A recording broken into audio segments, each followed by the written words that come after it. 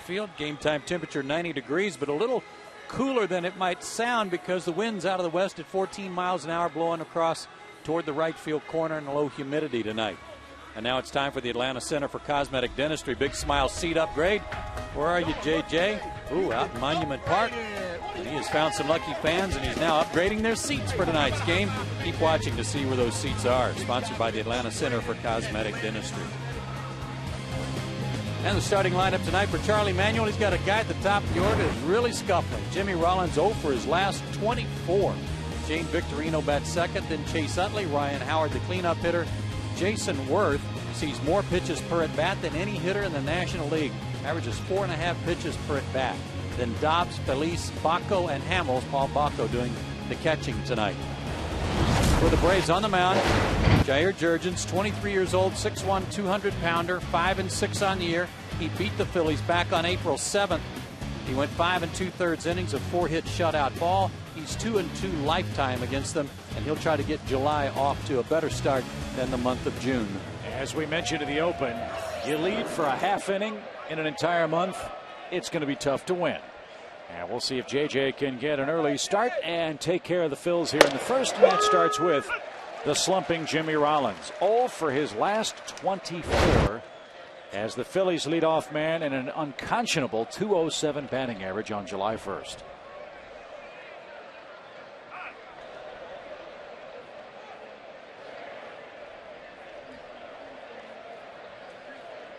Six homers, 27 driven in for Rollins.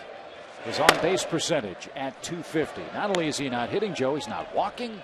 He's not able to steal. He's not able to do anything offensively for him. And they really don't have any options. Eric Bruntlett's hitting 136.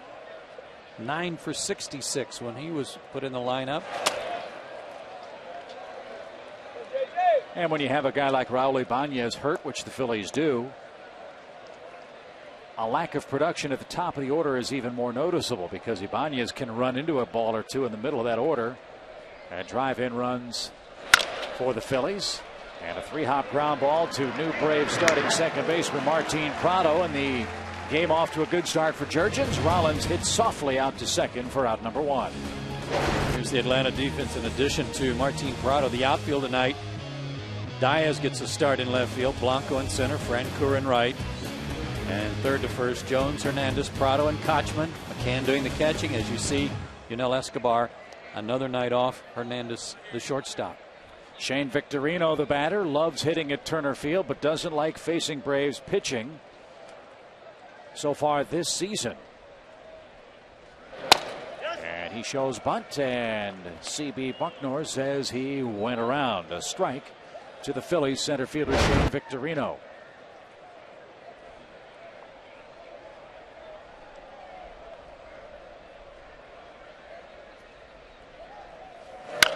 Braves are 5-2 against the Phillies this year. Chip, and you talked about how important it was. The Braves have done a good job of keeping their top 2 guys off the bases. Combined 5 for 65. They've only scored 3 runs total in those 7 games. That's incredible.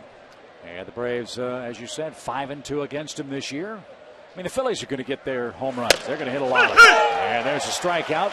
Victorino thought it was high and tight, and the grumbling with C.B. Bucknor begins early tonight. 2 up. And 2 men down.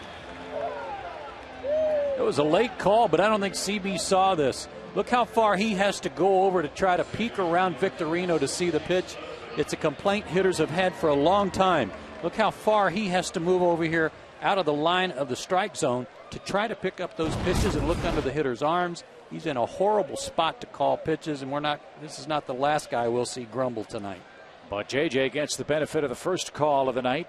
But that's a little close, and here's Chase Utley. He's hit 17 of the Phillies' 107 homers this year. It was a strike. I thought it was a good call. It was a high strike call, but it was a late call, and I'm sure that was part of what caught Victorino by surprise, too. And so for the Phillies, it's more of the same. They've lost 12 of their last 16 games under Charlie Manuel. In fact, Jason Worth has said they're doing anything they can to lose a game right now for the Phillies, and Worth had a hand in it last night. He had a couple of odd plays in right, including an error for the Phillies defensively. Yeah, they made 3 errors, and again, that's something they just don't do. They had 28 coming into play last night, so you're right. At almost 70, over 70 games, 28 errors, 3-1 last night, including one by the man at the plate, Chase Utley, who's got a 2-1 count.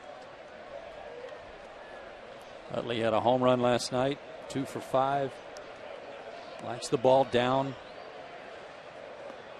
You can tie him up inside a little bit, but you better make sure it's in and off the plate. High twisting fly ball to left. Matt Diaz gets the start in the outfield tonight for Atlanta. He's there. And Jurgens fires an 11-pitch first inning at the Phillies. 7 strikes and no runners reach here in Atlanta.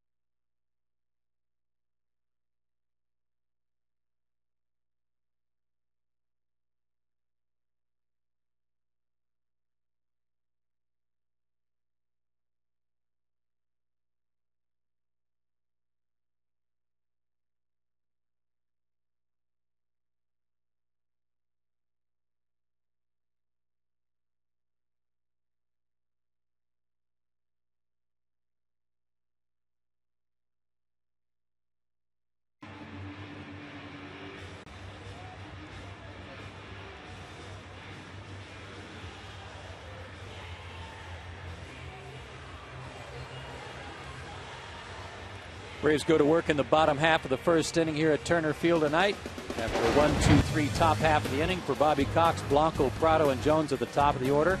Then Brian McKenna and Matt Diaz. Casey Kotchman will bat 6th. And how about Jeff Francoeur? 3 multi-hit games in his last 6. Hernandez bats 8th, Jurgens 9th. Cole Hamels on the mound, 25 years old, 6'3", 190, went 4-0 last year in the postseason. Has a world-class changeup, folks. He's 88-92 of the fastball. Has a decent curve and slider, but one of the best changeups in the game. But he has struggled at times this year with his stuff, with his elbow, with his emotions. The latter cost him as he was being taken out of the game against the Toronto Jays. Got kicked out for arguing with Mark Carlson, the home plate umpire, that day. And it was the frustrations of Cole Hamels bubbling over that led to the Phillies having a team meeting on Friday. And they've won 2 of 3 since. So Hamels looks to get on track in this, his first start after that incident north of the border. Can't say enough for the job that Gregor Blanco's doing in the absence of Nate McLeod.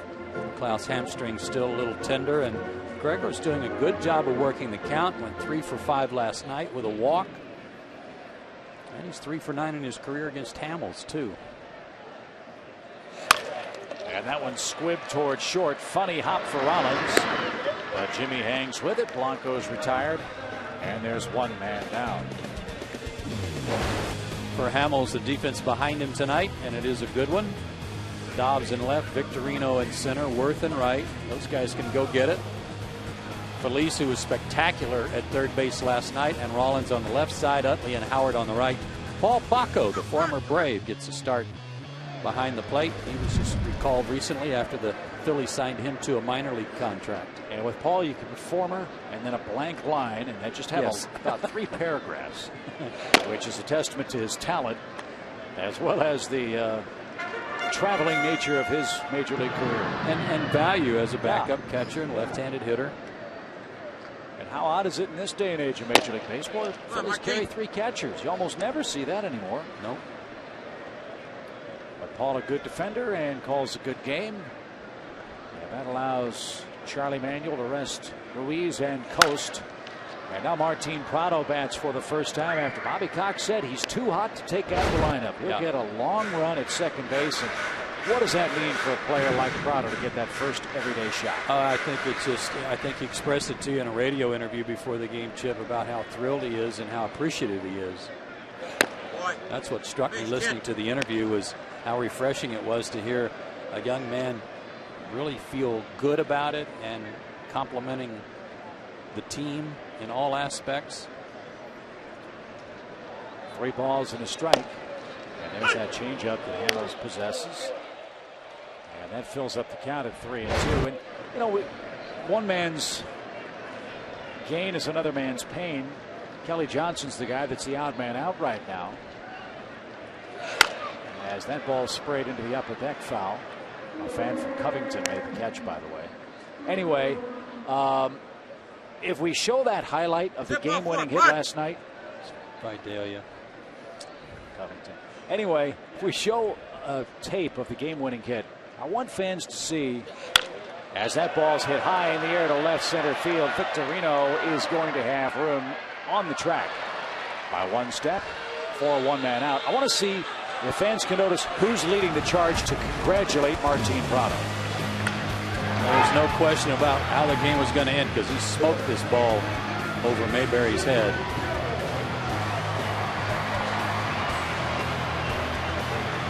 First guy out there was Kelly Johnson, wasn't he? There he is. So it's Kelly Johnson who, for the moment's lost the job, but he's out there cheering on his teammates. And again, with whether it's refreshing or what, in this day and age of professional sports, when you see young players recognize that the name on the front's more important than the one on the back, very exciting, I think. I agree. It's wonderful. Chipper likes facing Cole Hamels. There aren't many men that boast the kind of numbers that he's put up in 17 at-bats. And a ground ball left side to Phillies. Boy, did he look spectacular defensively last night. And Hamels has an easy frame. It takes him 15 pitches to take care of the Braves, and we have no score after 1.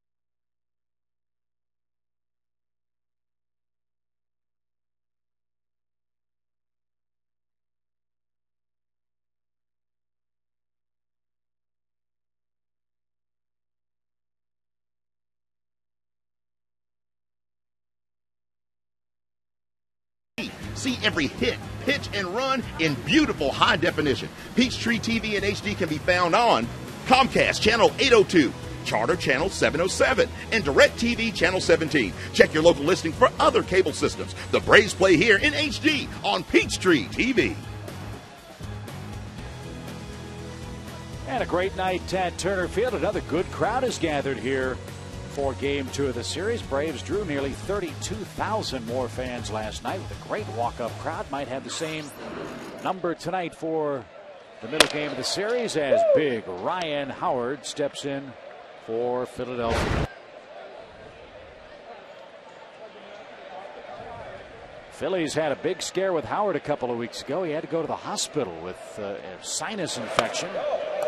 And When Ryan Howard missed a game a couple of Sundays ago, that snapped the longest active consecutive games played streak in baseball. It was in the mid-300s. No kidding.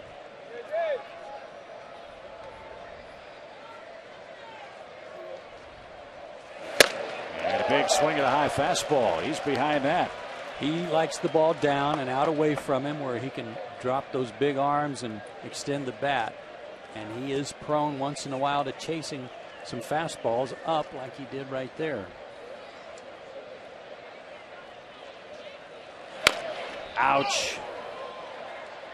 1 ball, 2 strikes.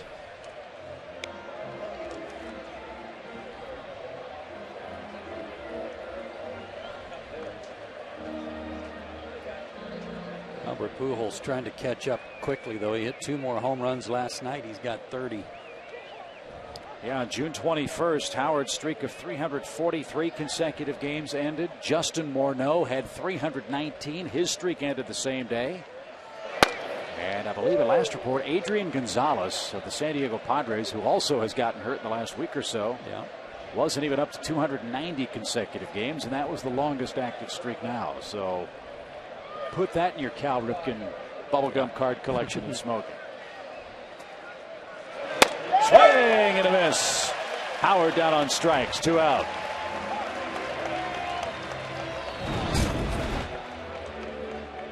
Change up, down and away, his bread and butter pitch. 2 guys tonight who both possess outstanding circle changes, and this one dies down and away out of the reach of Howard. And 2 out by strikeout is what I meant to say for Jurgens. And Jason Worth, the batter, with 1 out in this second inning with the bases empty.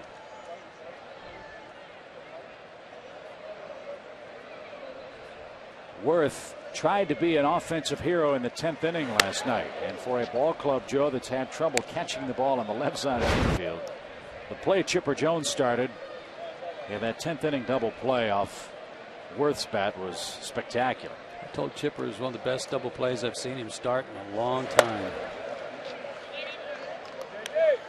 Peter Moylan happened to be standing nearby, and Peter wholeheartedly agreed because he was the pitcher. So 6 double play balls induced by Moylan in the last 16 innings out of the Braves bullpen.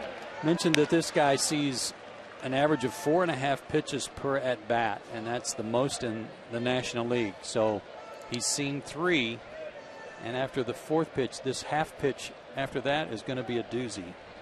I was going to say, what, does it stop halfway to the plate? It's only half the ball. Here it comes. There you go. All right. You'll only be able to hit half the ball, which usually means a ground ball to short. As long as it's the top half, yes. That's what we want. This guy's a good player. Jason Worth. And that straightens him up. Full count, 3 balls, 2 strikes. And every team has a guy like a Worth. You know, you have the stars on your club, the big names, the big boppers, and then you have a guy that just sort of lays in the weeds and does a whole lot of damage. And you look at his numbers at the end of the year and say, wow, he had a good year. Worth did last for the Phillies and this year as well. And a long at bat earns him the first walk of the night from Jurgens. And that comes with 1 out. He was a guy that had to be patient with Burrell and Rowan and Victorino in their outfield, a solid trio for several years. He was the 4th guy. He would fill in, give somebody a day off. But now right field is his. And as frustrating as I'm sure it is for a young player to not play every day, when your body betrays you, as it did for Worth, who had all kinds of injuries in the minor leagues and his first couple in the bigs, that makes it even more painful. But here he is, healthy and productive, and measures off a big lead from first in the second inning. 10 for 12 in stolen bases, too. You got to keep your eye on him. Jurgens last year gave up a ton of stolen bases. This year, base stealers are about 50-50 against him in success. And high to Greg Dobbs. 1 ball, no strikes. Read something online today that Greg Dobbs may be drawing the interest of the Seattle Mariners, who need an everyday third baseman. Dobbs was a former Mariner. Remember, Pat Gillick brought him to Philadelphia. And Seattle may have some pitching to trade. We know the Phillies are looking for a starter. Yeah, Adrian Beltre on the disabled list. High, towering fly ball to right. He got under it. Jeff Francoeur should have room. And he does. 2 down. Yeah, it was a changeup that was up. Changeup is most effective when it's down around the knees where the hitter has to extend himself a little bit to try and reach it, but that was up, and fortunately Dobbs got under it.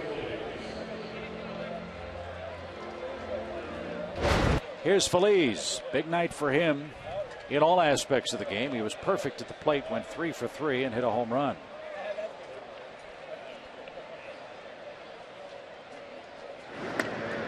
Much closer play sends Worth back on his belly. 28 stolen bases against Jair last year. That was a high for the National League against any one pitcher. This year he's allowed just 5.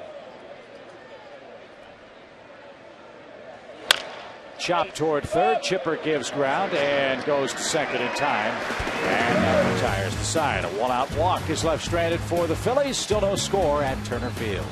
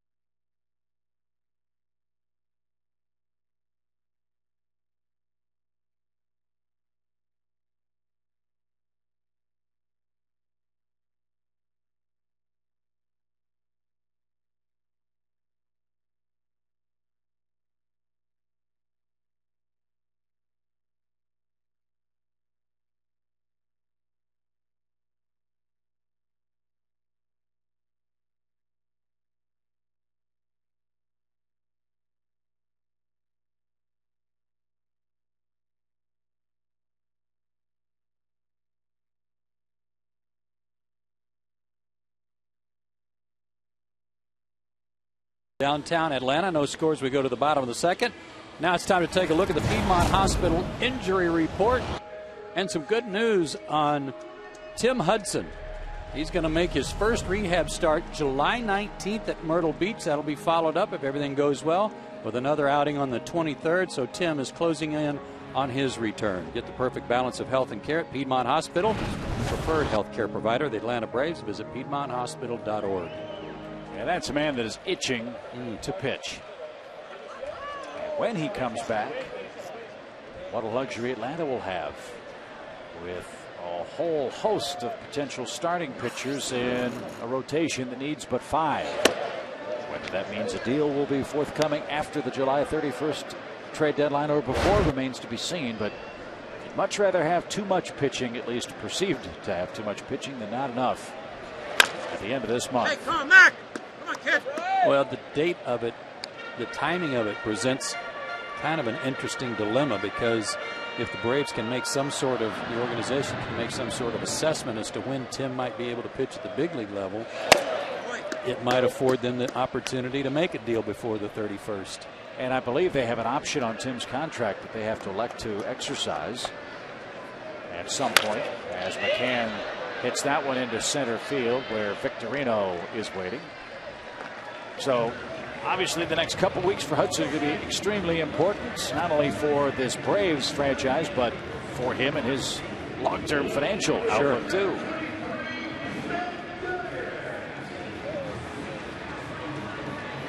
Matt Diaz bats for the first time tonight. Matt came on and performed very well in the 8th and 10th inning. In fact, it was Diaz scoring the game-ending run last night. And another fly ball to center takes care of him. So far, so good for Hamels. 3 fly ball outs, all of them to center. Fans, it's time for the know-how question of the game built by the Home Depot. And if you have a question, send us an email. And if chosen, we'll answer it later in the game. Send your email to braves@peachtreetv.com. Please include your name and where you're from. And remember that more saving, more doing, that's the power of Home Depot. Casey Kochman has worn out Cole Hamels. I saw that stat and I was shocked. I had to do some double checking.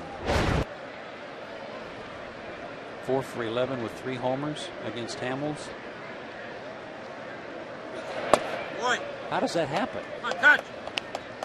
Well, you hit it real far. Oh, okay. Just have to go over the yellow line. Okay, Yes. that's it. But you wouldn't think Hamels would be a guy that would give up that many homers to lefties, but there's another lefty on that list. You saw Carlos Delgado. Mm-hmm.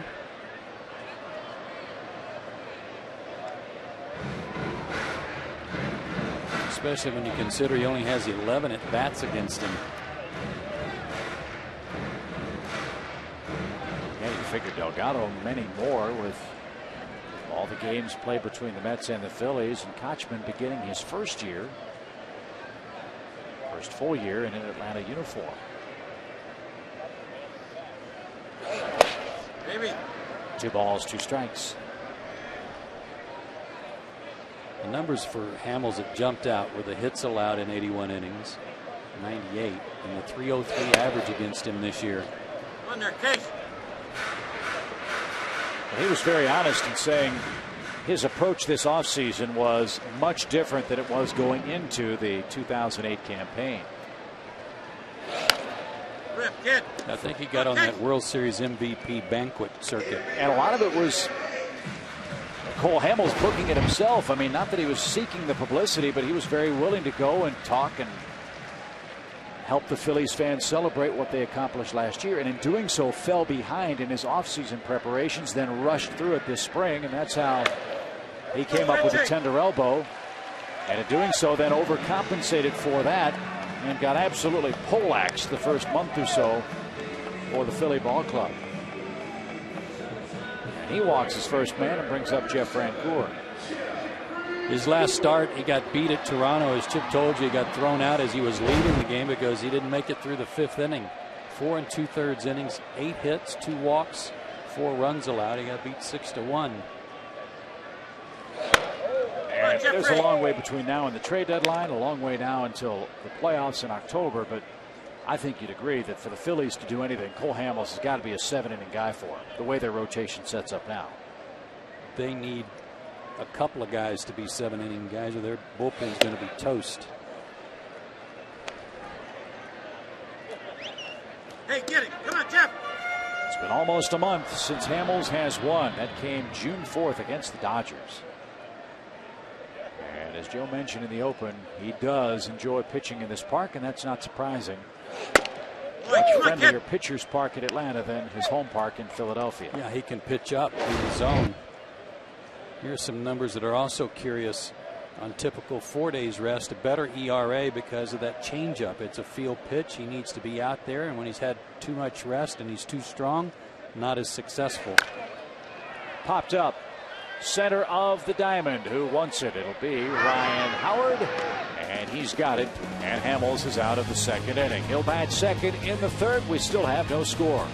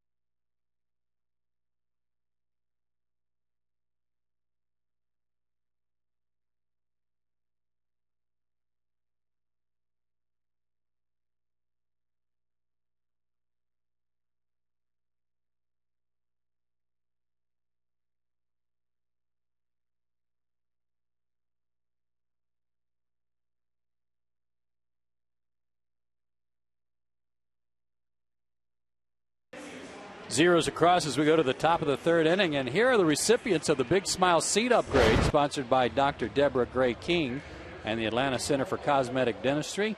Right down on the field behind the tarp over there, the Atlanta Center for Cosmetic Dentistry, the place in Atlanta to get a beautiful smile. Quit chewing on that card, kid. You're going to ruin your teeth.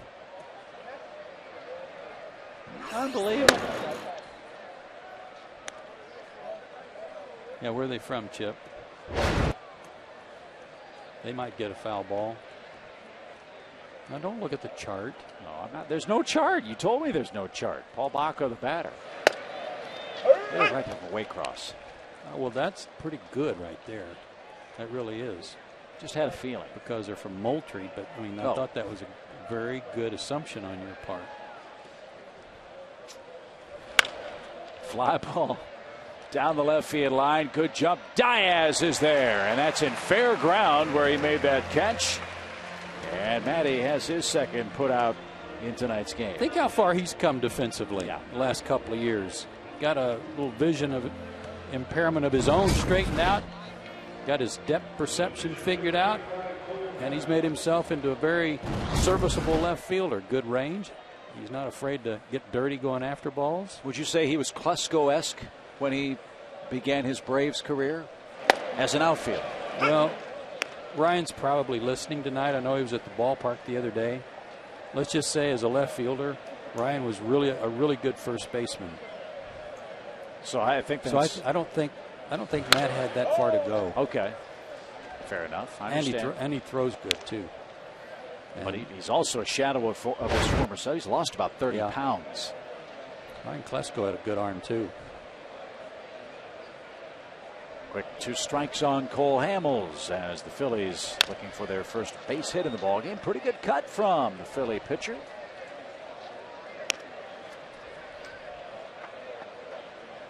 Funny story about Hamels. He was the World Series MVP? Uh-huh. Got one of those brand new Camaros for winning that award last year. And down he goes swinging. That's the third strikeout for Jurgens in the game. 2 outs, bases clear. So they bring the car to the ballpark. They debut it, take the tarp off or whatever you call it, the car cover, to show the crowd. Hamels had to give the keys to his wife. Not only was he pitching that night, doesn't know how to drive a stick shift.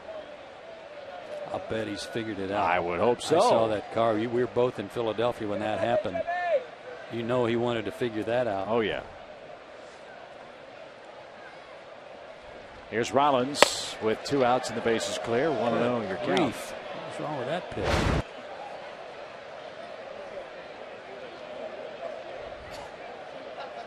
Boy, you can just see in that shot of Rollins' face how he's grinding his at-bats. Remember when Chipper had that spell last road trip where he was 0 for 21 or 2, whatever it was?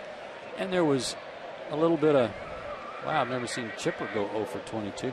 But he was hitting 300. Yeah. This guy's 0 for 25, and he's hitting 200. And promptly ahead in the count, 3-0. And it's funny how it works. He'll hit one off the end of the bat somewhere, 98 hopper that'll find a hole, and all of a sudden all the pressure goes off, and then he goes on a tear, which is what happened to him last year. Had a terrible June and a pretty productive July for the Phillies.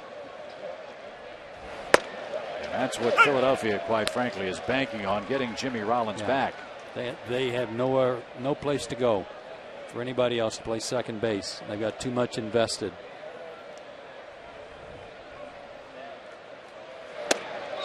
And a 5-pitch walk puts Rollins on in the third inning. That's maybe a very good sign for Charlie Manuel. Rollins had not been walking much either. Yeah, it's only the 4th walk during this tough stretch he's been in. So now that gives the Phillies a couple of options. They can hit and run with Victorino. They can straight steal. And the top of the order can try to feed the middle for the Phils in this third inning. This is something we talked about in his last start, though, for Jurgens, about how he can be cruising along and then out of nowhere issue a 4-pitch walk. This one was a 5-pitch walk. But his last start against Boston, you and I were talking about that, and I think Hal came up with a number that is most of his walks come with 2 outs. So here's another example of that. And you have to be very careful with Rollins, who's back standing over at first base. Victorino took a late called third strike his first time up. And a big lead by the Philly shortstop. And again a throw and a close play. Mike Everett says he's back safely. Good move. Maybe it'll make him shorten up the lead a little bit. 17 of his 36 walks with 2 outs. So almost half. That's weird. That really is weird.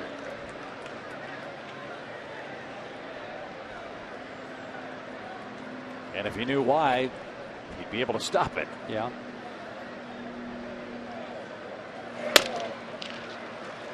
Now all of a sudden 3-0. Brian McCann was on his way out to talk to him, but saw Prado coming in instead. So Brian backed off, and I'm sure Martin is among the things he's saying to him is, hey, let us help you out here a little bit. Make him put it in play. Don't want to start putting guys on base in front of Utley and Howard. Runner goes 3-0. The pitch is strike. Throw to second. Short hop, skips into center field. Rollins late picking up the ball. Is unable to advance. So he steals his 11th base of the year, and now a 3-1 count and a Philly runner in scoring position in this scoreless third. That was odd. You don't often see a guy steal on a 3-0 count. He got a good jump. Throw was short. Now a hit could mean a run.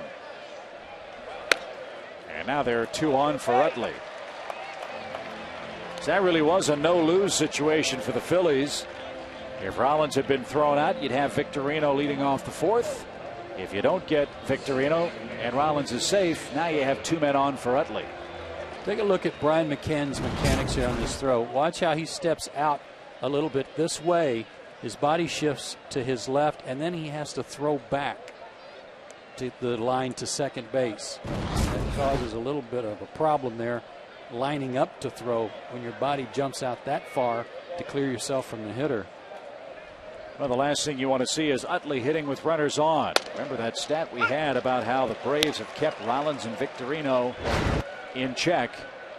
Well, you keep them off the base paths because Utley and Howard, and when healthy, Ibanez, 3 of the most fearsome run producers in our league.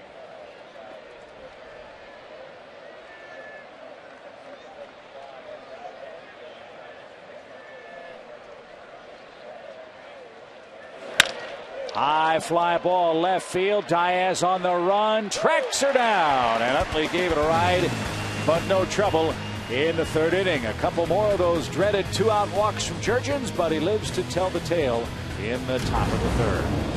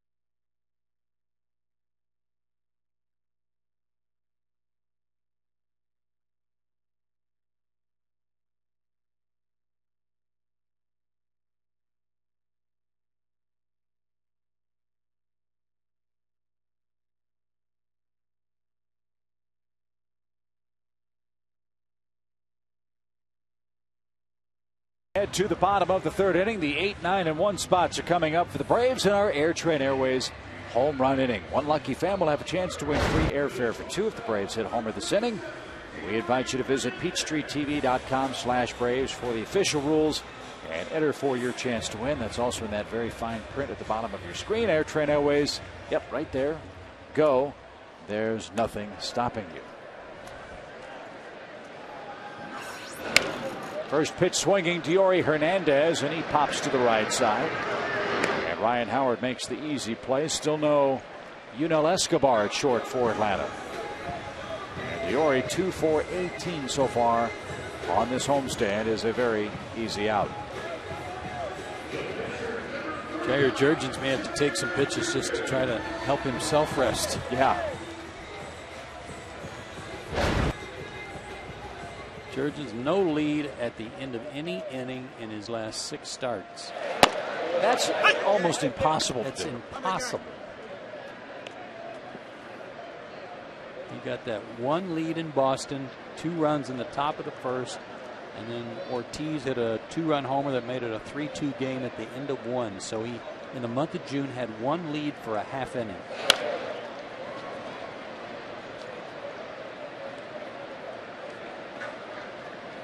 And it's been wearing on him, too. I mean, you can't help but feel for the kid. Pitchers judge themselves by how many wins they get, how many losses they have. They get tired of hearing, hey, hang in there, kid, the worm will turn, or hey, nice job, when you lose 2-1. Well, it can affect the way you pitch. It changes the aggressiveness that you might have under normal circumstances when you get a few runs to work with. He's trying not to make a mistake, or he's trying to be too fine. Last inning may have been an example of that. 2 walks back to back after 2 were out. Hamels began his windup, then stopped with the count of 0-2.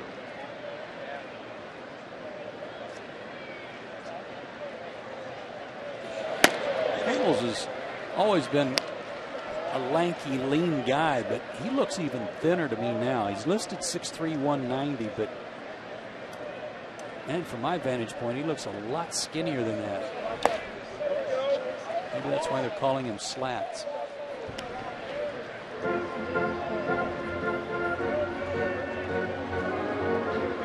Well, Terry Pendleton was quoted today as saying that Hamels reminds him a lot of a young Tom Glavine.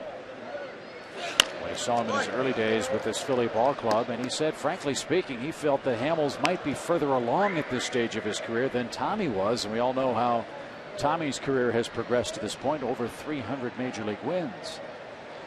Hamels obviously a long way to go before he even sniffs that number. That's a pretty good compliment, and Jurgens a good at bat no matter the result, and the result is a base hit. He fought off a couple of good 0-2 pitches and indeed helps himself and has the first Atlanta safety in the game. Well, if you had Jair Jurgens in the pool for the first hit of the game, you win. I don't know who had it. Check that chart. Now it's time to take a look at the SunTrust Solid Performer, brought to you by SunTrust. Live solid, bank solid.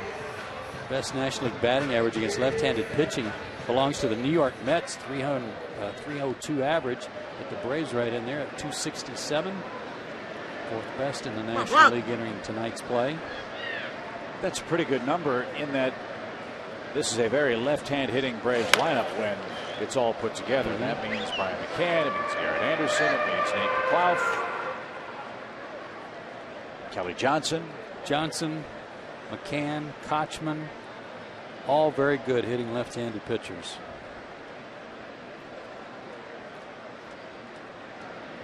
One quick strike to Gregor Blanco, who grounded out to short his first and only time up. And was that into the glove of Baco Low. 1 ball, 1 strike. Mets already won today. They beat the Milwaukee Brewers 1-0 at Miller Park. Dodgers a 1-0 win today too. Yeah, Rafael Furcal an 8th inning RBI for them. He took 2 out of 3 from the Rockies. Hamels thought that was good enough. 2 balls and a strike. Like what the Rockies are doing, though. Dodgers had to rally and beat them in extra innings in the first game of that series, didn't they? They Colorado got a 2-hitter from Jason Marquis and lost today by 1. That's bounced off Cole Hamels, and there'll be no play. Hamels has been a moving target all year for Philly. He's been hit with a couple of baseballs. And that's an infield hit. 2 on, 1 out. One that knocked him out of a game and caused him to miss a start. This one looked like got him on the side of the thigh. Missed the knee, and that's a good thing. The only thing better than, the only thing better for Hamels than Derek Lowe last night is where that ball didn't hit Cole tonight. Yeah. Here's the man that has been best of late for the Braves with runners in scoring position. Another incredible number. 3 for 38 with runners in scoring position, and all the hits have been from Martin Prado.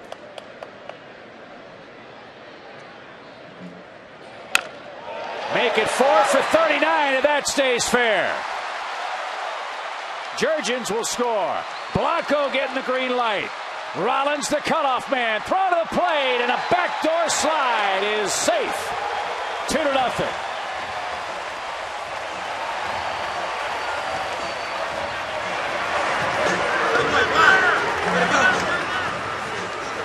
Braves had him set up just right, having the flyer on the back end of that. Jurgens runs good too, but you had Blanco running from first, and Martin Prado does it again. He got a breaking pitch or a changeup that was left up and kept it just fair. Blanco with a wide turnaround second, but watch this slide coming in the backside here, away from the tag of Baco, and he scored easily. Good job there by C.B. Buckner with a hurdling move. And so it all starts with the pitcher getting a hit. And guess what? Jair Jurgens has a lead. He's got a lead. 2-0 is your score with Chipper Jones up. Good base running by Prado. And he stands with 1 out in scoring position.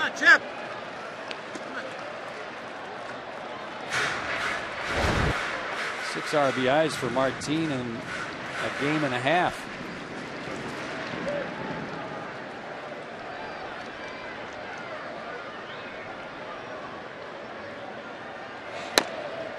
Way high, ball 3, 3 balls, no strikes. Must be a big win for the Braves to get. They take this one, they'd be 3 back. Marlins were also winners today. They'd be a half game back. There's the change. 3 balls and a strike. How about that? A 3-0 changeup. Thinking Chipper would get a green light. They didn't care if they walked him or not with first base open. And a beautiful changeup. Had him chasing. Good call from Baco. Good pitch by Hamels. And now ground ball up the middle, base hit. Prado around third. Victorino up. He's firing. Ball cut off. 3-0.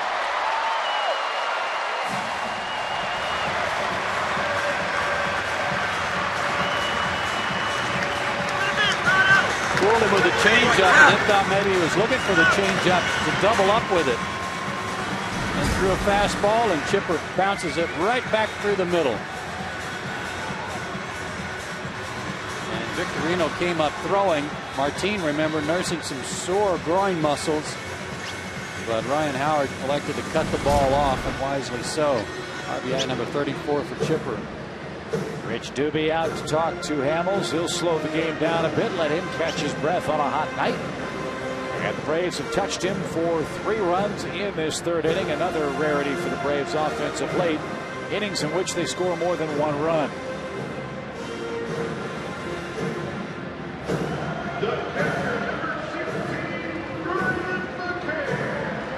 Good spot here for Brian to shake off an 0 for 13. Yank one in the hole.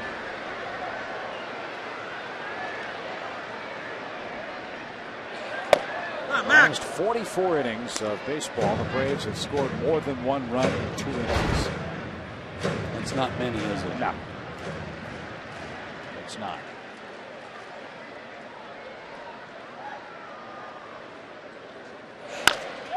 Yanked foul.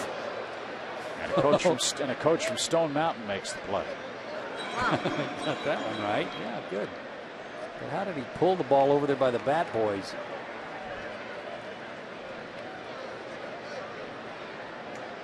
They're hearing it from the dugout. 0-2 count. Yeah, they're hearing it from Wayne Berry, who wants them to play a little better defense over there. There's Wayne. Too close for comfort, huh, Wayne?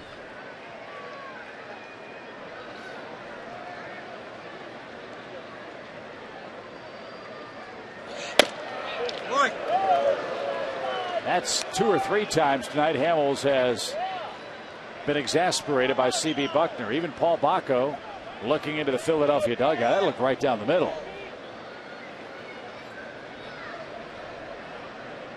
Like I said, it won't be the last. No. When Victorino was complaining in the first inning.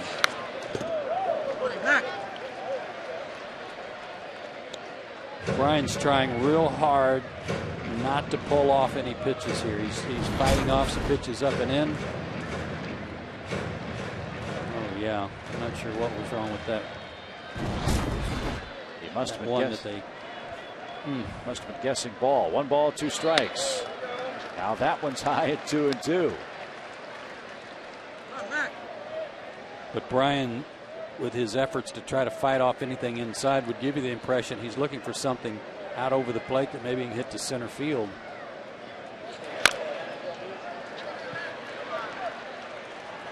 Boy, the pitch count of Hamels mounting rapidly. He's up to 56 now. And remember, he got first out of the inning on 1 pitch. Yeah, in this league, when the pitcher gets a hit, that's usually a sign that it's not going to be a fun frame. But credit Jurgens on an 0-2 count. Fought off 2 or 3, fouled him off, and then dumped a single into right field. Lined foul. Too close for comfort. We'll see if Hamels goes away this time. The others he had fouled off by getting jammed. That one he barreled. Bacco moving out. McCann serves the ball to left. And Dobbs makes the catch. Good result for Cole Hamels, in and out. He thought he had McCann struck out. Does get the fly out. Chipper to first now for Matt Diaz with 2 men gone. Good battle by Brian, but he didn't win that one.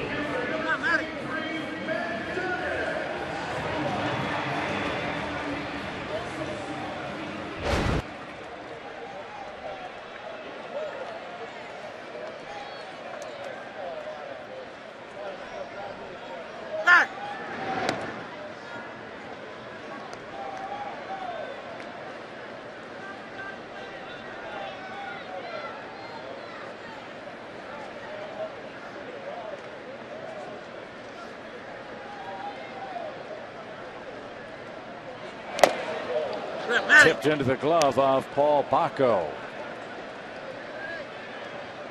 Matt actually has more hits to right field than any other spot on the diamond. He sprays it around pretty well, but the most hits go to right field. But if you look at the way the Phillies play him in the outfield, they're playing him as a pull hitter with Victorino a couple of steps shaded toward Well, the last left 2 center. swings have been pull swings, too. Pretty good balance there, but the last 2 swings definitely looked like he was trying to go out around a couple of pitches. Line center field on an 0-2 count. Boy, Hamels is getting hurt on that count in this inning.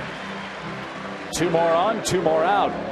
And now Kochman, the man that's punished Hamels the hardest, a chance to hit a big fly and break this game open. I don't know why you would throw Matt Diaz anything that's not bouncing or head high 0-2. Because anything else has got a chance to be ripped like that one. That's something that is epidemic throughout baseball too, is mistakes on 2 strikes. You're right, throw it helmet high or in the dirt. That one on a tee for Diaz, and he had a laser up the middle for his first hit of the night. 5 Braves hits in this inning and 3 runs across. Here's Kochman, who walked his first time up.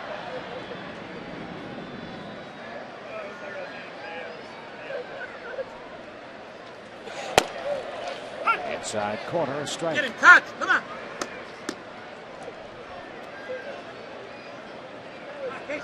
Phillies had their 9-game winning streak in Atlanta snapped last night. We'll see if the Braves can start an equally productive streak in their favor and continue it tonight. Chase Utley from the cut of the outfield grass has plenty of time, and the Braves settle for those 3 runs and do so without a home run. But a 3-0 game in our Airtran Airways home run inning. Make sure you register at PeachTreeTV.com/Braves for the rules and your chance to win.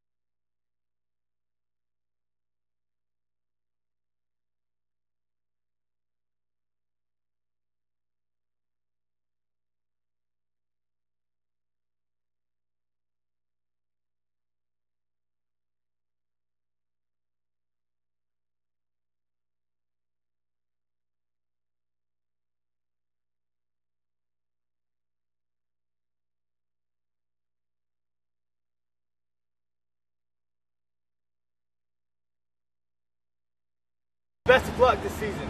Go Braves!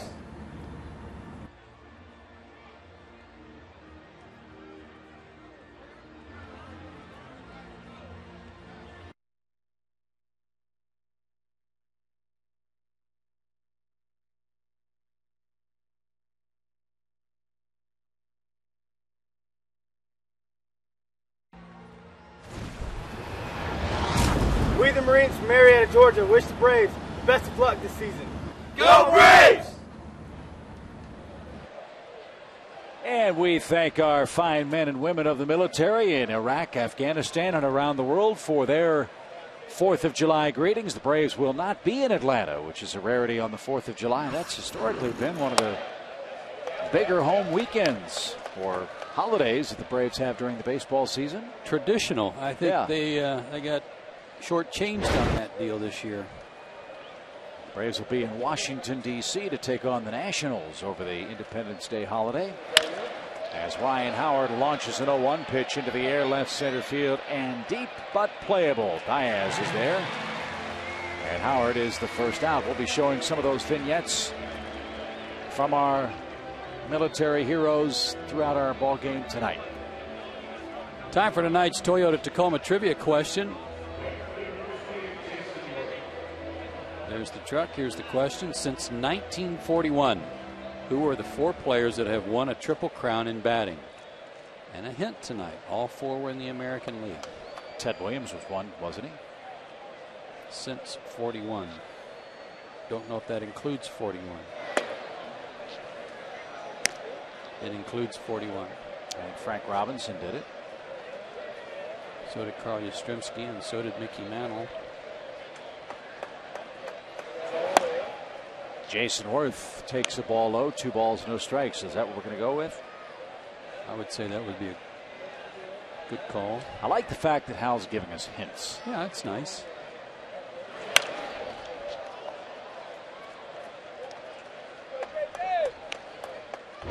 Two balls and a strike. It's the kinder, gentler Hal. No.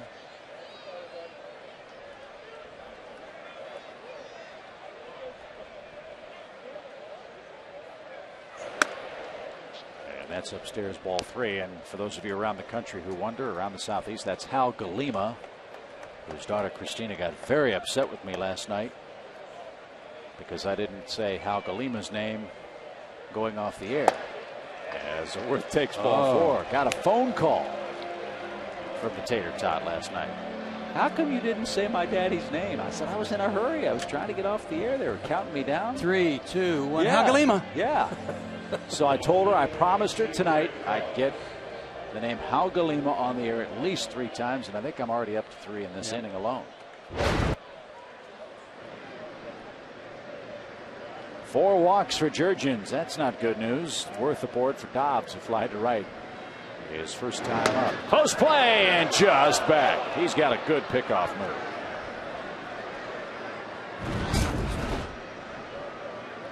Like Worth was looking somewhere else. A little bit flat-footed. Very close.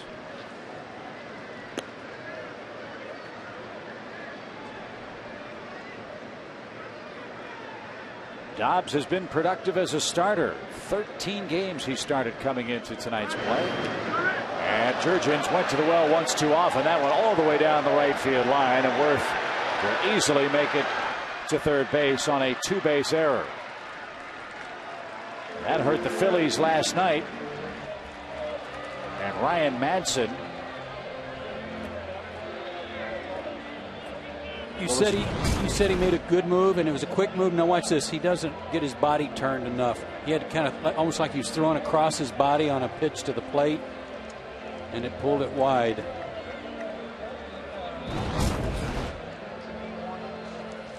So an error on Jurgens sends Worth to third.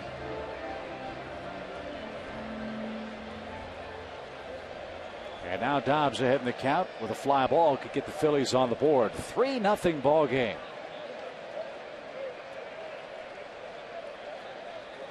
For the Braves this year, that is their 51st error.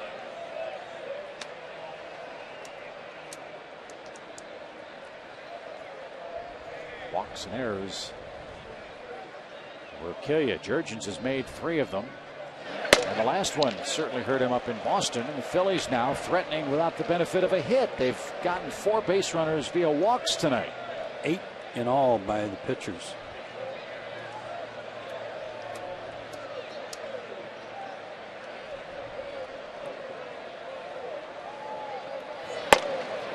That's right there. 3 balls and a strike. Now, don't make matters worse by trying so hard to prevent that run from scoring that you wind up putting other guys on base, and that 3-run lead disappears. Yeah, the Braves will concede a run for a ball hit up the middle. The Jurgens would love another high fastball swing and a miss from Dobbs. With this count now 3-2. You can live with 1. You can't live with 2 or more, quite obviously, in a 3-0 game.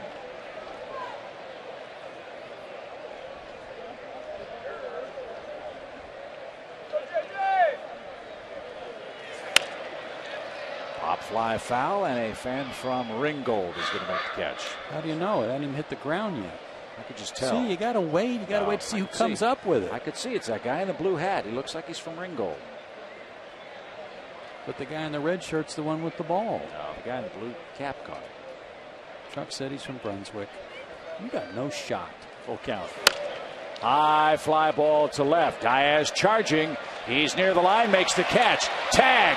Throw is up the line. A sac fly for Greg Dobbs. So an unearned run across for the Phillies. 3-1 game, and they still don't have a hit. That looks like a tough play. It is, because you can't get your feet under you. Matt's got to make sure, first of all, that he catches the ball. He's running almost parallel to the baseline. Stop and throw back, and just very difficult to be accurate when you're having to change directions like that. But at least he fired it. Yes. Gave it a shot. Phillies looks at a strike. He bounced out to Chipper Jones his first time up. And with the Thunder the Phillies have, that stat is not altogether surprising. And a high fly ball center field chases Blanco back. He's under it. And the Phillies get a run without benefit of a hit in the 4th inning. It's a 3-1 score.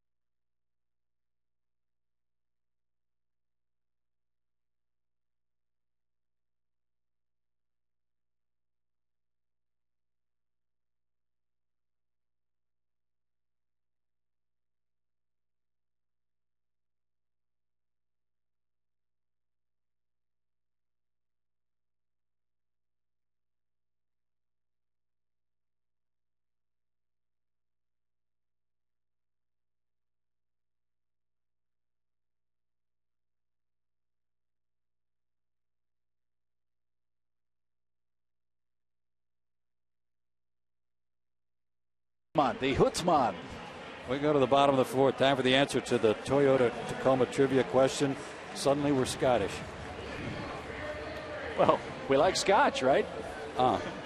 4 players that have won the Triple Crown in batting since 1941. We said Ted, Frank, Mickey, and Yaz.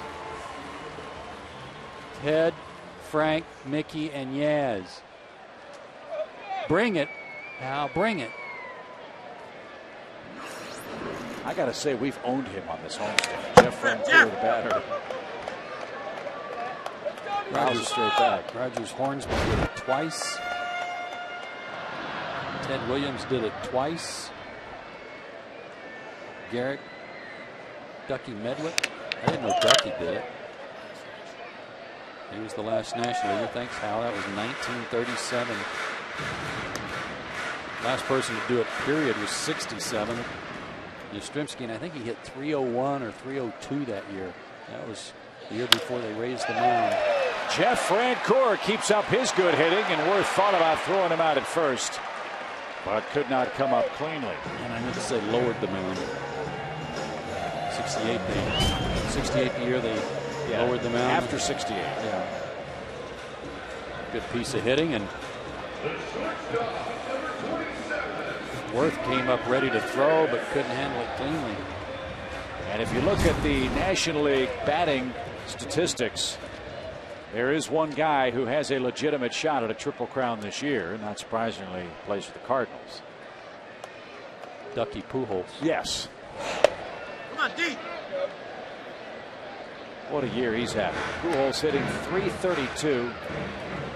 That's tied for 5th in the National League in batting average. He's hit 30, count on 30 home runs for the Cardinals. That's 6 ahead of Adrian Gonzalez of the Padres, and 77 runs batted in. That's 3 ahead of Prince Fielder. Hot shot, deep short. Rollins skids to a knee. Second one, Utley a turn. What a double play. Woo! Man, picking and grinning with the Phillies. And what a job by Utley to hang in there with Francoeur barreling into the second base bag. That was nice. They're a slick combo. Ball was hit sharply, so Hernandez has to hurry to get down the line. Rollins didn't rush himself. Utley with the quick turn and a nice double play. Good feed, too, from Jimmy. That's state of the art right there, folks. And a pitcher's best friend clears the bags for Jurgens. And Hamels needs something to get on a roll now. He's allowed 3 runs on 6 Atlanta hits. The Phillies have a run without a hit tonight. 4 walks and an error have been the blemishes for Jurgens' pitching line tonight, but he does have a hit and scored that run in that Braves third. Come on, JJ. We'll remember how awful the weather was in Philly last year to finish up the baseball season. Boy. Kind of dreary like the season. Had to invoke a new rule with respect to tie games and finishing the ties when weather was a factor. Hey, come on, Had to JJ. restart that game was it the next day? Yeah, the next day they had to restart that game with runners on, and the field conditions were still brutal. Count. And there's the change, and Hamels trying to get on a roll. Gets the Braves with a little help from his defensive friends. Rollins, Utley, and Howard. Now he needs their bats to heat up, trailing 3-1 after 4.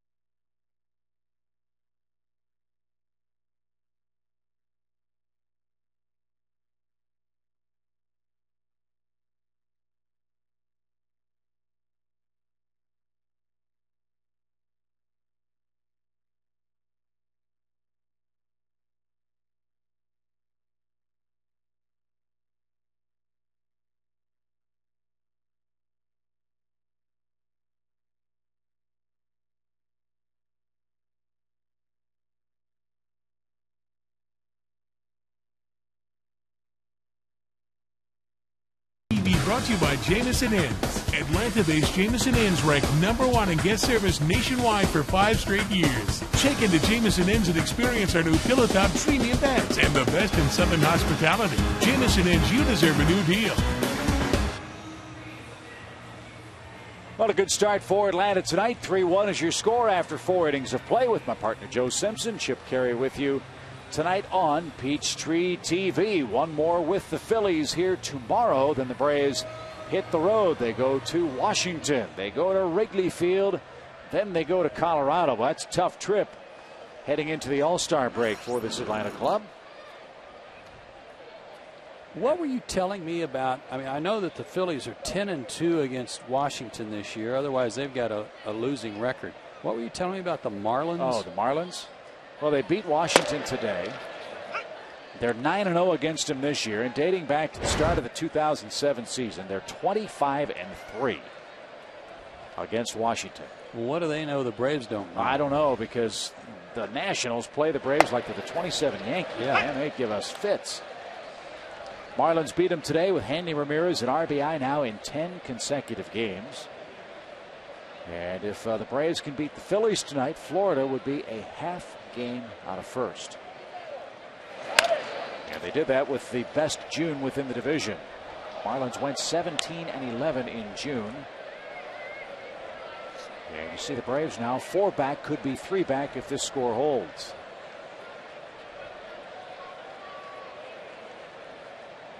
Those standings look a little familiar. Baco down on strikes. And Jair Jurgens has 4 punch-outs in this game. 1 out. Standings through June 30th of 08.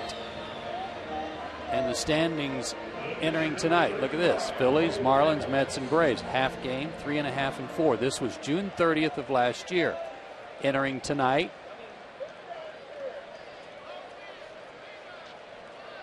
Phillies, Marlins, Mets, and Braves. 1, 2.5, and 4. Braves exactly the same number of games back they were at this time last year. That graphic changed, and it's so identical I didn't realize it. Little dribbler off Hamels' bat. That's going to stay foul at first. He's behind 0-2. Well, you look at the division and you say, okay, the Phillies. They don't have Ibanez. They're missing his bat, and their starting pitching has been certainly a source of concern for them with Brett Myers out. Brad Lidge, as you'd expect, wasn't going to be perfect this year. He's blown 6 saves this season. The Marlins, very streaky, started the year with 11 wins and 1 loss. They were the darlings of baseball the first 2 weeks of the year, and many thought, wow, this could be the Marlins' year to surprise again. Then they went into a horrible tailspin. Now they're starting to pitch a whole lot better. The Mets are injury riddled, and the Braves are offensively challenged. So Hamels would take a seat with 2 outs. As you look at the division with the July 31st deadline in mind, I think it's pretty obvious what every club needs, and it might be a case of whoever strikes first, or in the Braves' case, strikes second, because they've already made the big trade for Nate McLeod. That might tell the tale the final 2.5 months of this season. Well, everybody's calling them Pirates right now. Yeah. After the Braves got McLeod and the Nationals got Niger Morgan and Sean Burnett, it's like everybody in baseball probably was on the phone this morning saying, well, who else you want to get rid of? I'll bet you they trade Ian Snell, who's got a long-term contract. In fact, their GM said we regret making that deal last year. Adam LaRoche has got to be walking the plank, so to speak, as Jimmy Rollins rolls to second. Rollins now a career high 0 for 26 run as Jurgens gets him 1-2-3 in the 5th, and he still maintains a 2-run lead.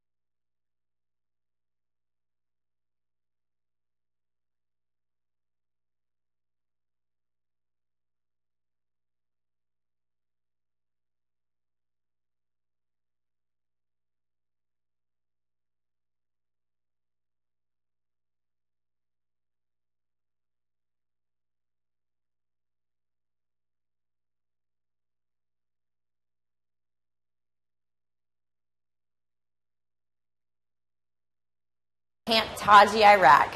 Peachtree TV, the Braves play here. Wonderful to have these folks on our broadcast tonight in advance of Independence Day. And we hope everybody's healthy and safe over there.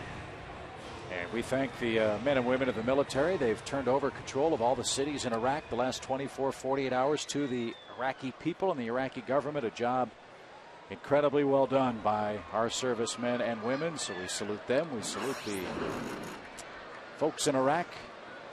And Gregor Blanco to work for Atlanta in the 5th inning. Truly July 4th, Independence Day, not just here in America, but around the world. Thanks to our men and women in uniform.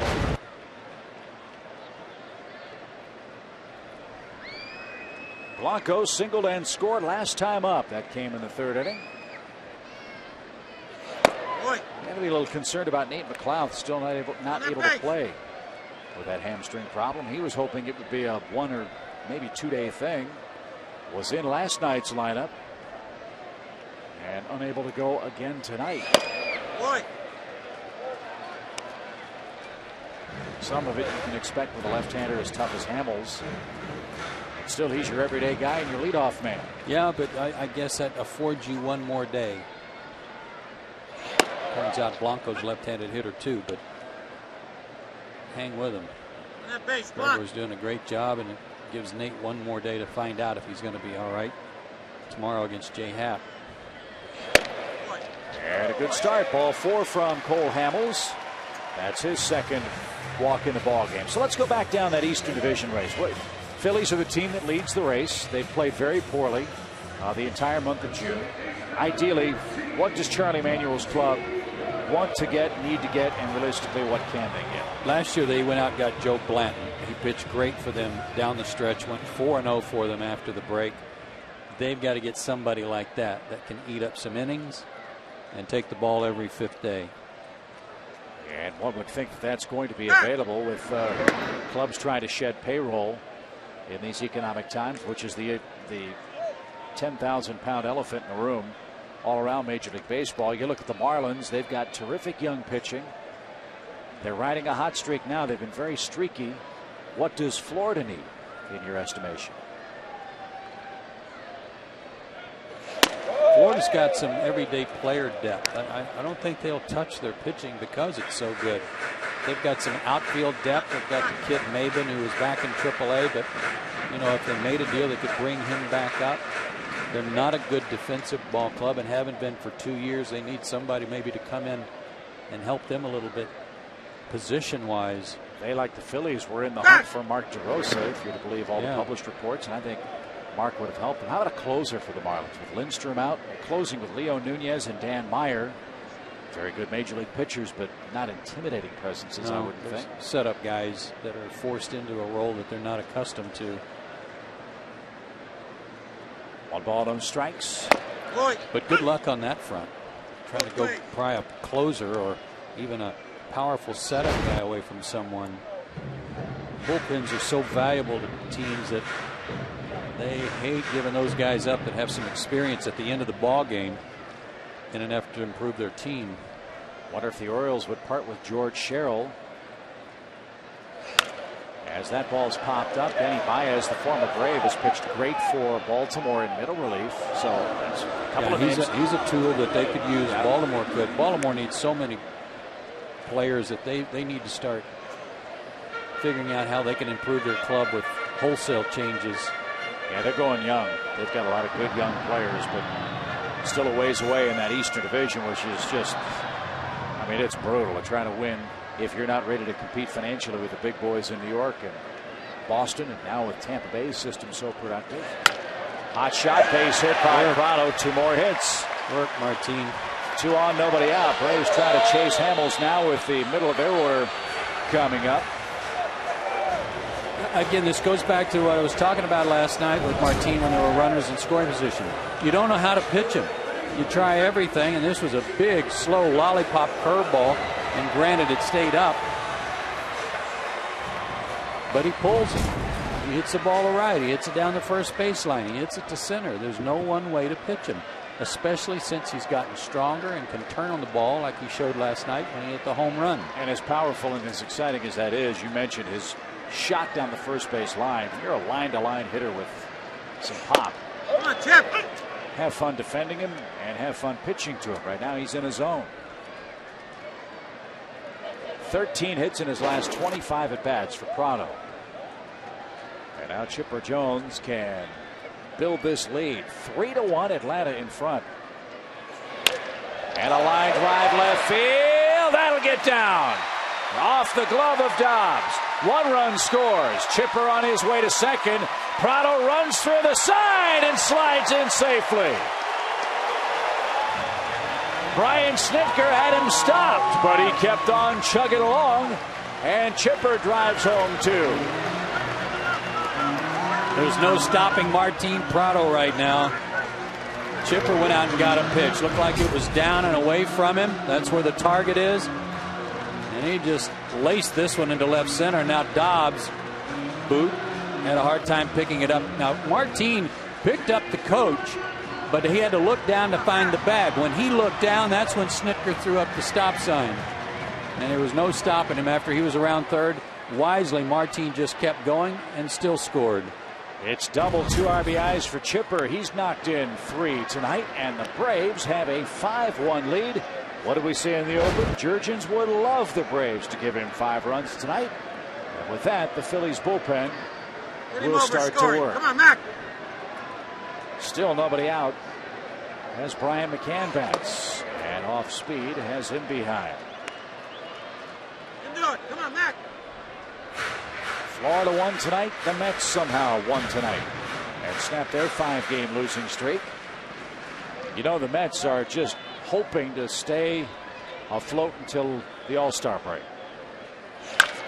Bullet right field. That snaps McCann's 0 for 14. Chipper around third. Worth's throw is close but late.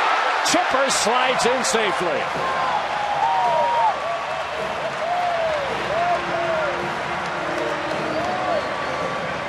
That was a good slide and a smart slide by Chipper.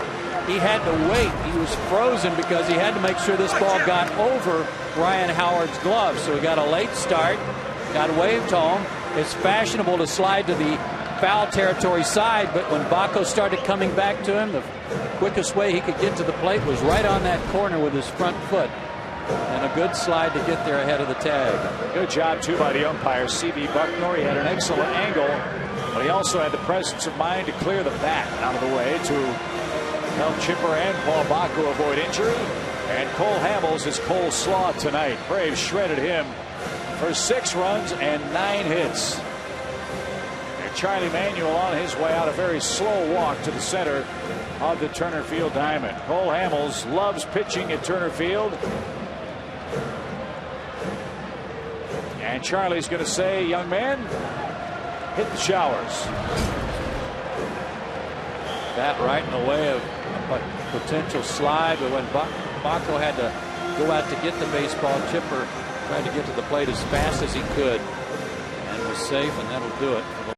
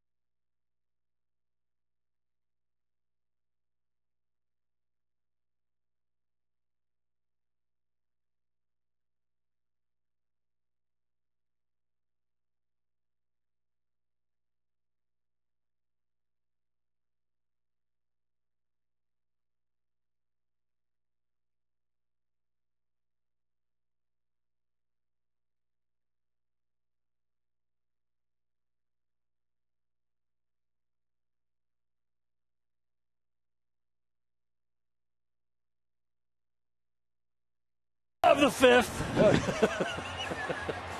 3 on the board in the inning. Braves up 6-1. Let's take a look at the Braves' upcoming schedule. Brought to you by AirTran Airways. Go. Yeah. There's nothing stopping you. Tomorrow, the finale of the homestand. It'll be against the Phillies. John Shambi and I'll have that for you on Sports South. Then on the road.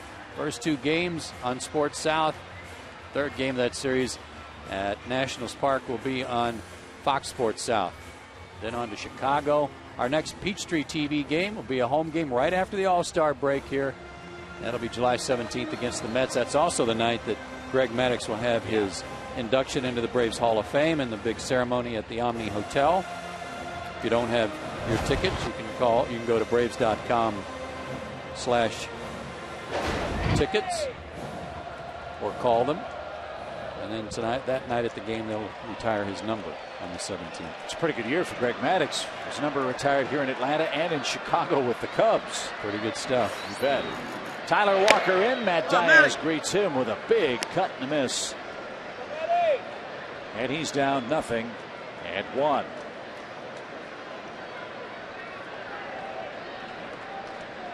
Boy, Cole Hamels. What has happened to him? 4 innings, 9 hits, 2 walks. He only struck out 1 man in this game. That's 85 innings on the year and 107 hits. Come on, Matty. That is not at all like him. And as we said, if he's not the ace Right on him. Come on. of this staff, and that's what he was supposed to be, the Phillies are going to continue their free fall in this division. He's a strikeout guy. He's not a power strikeout guy. He gets them with changeups. He gets a lot of ground balls with changeups. First part of the ball game, a bunch of pop fly outs, even to the outfield. He was hanging that breaking ball. That ball hangs up, and Diaz hits it a mile to right. What a throw! Watch that fly out of here.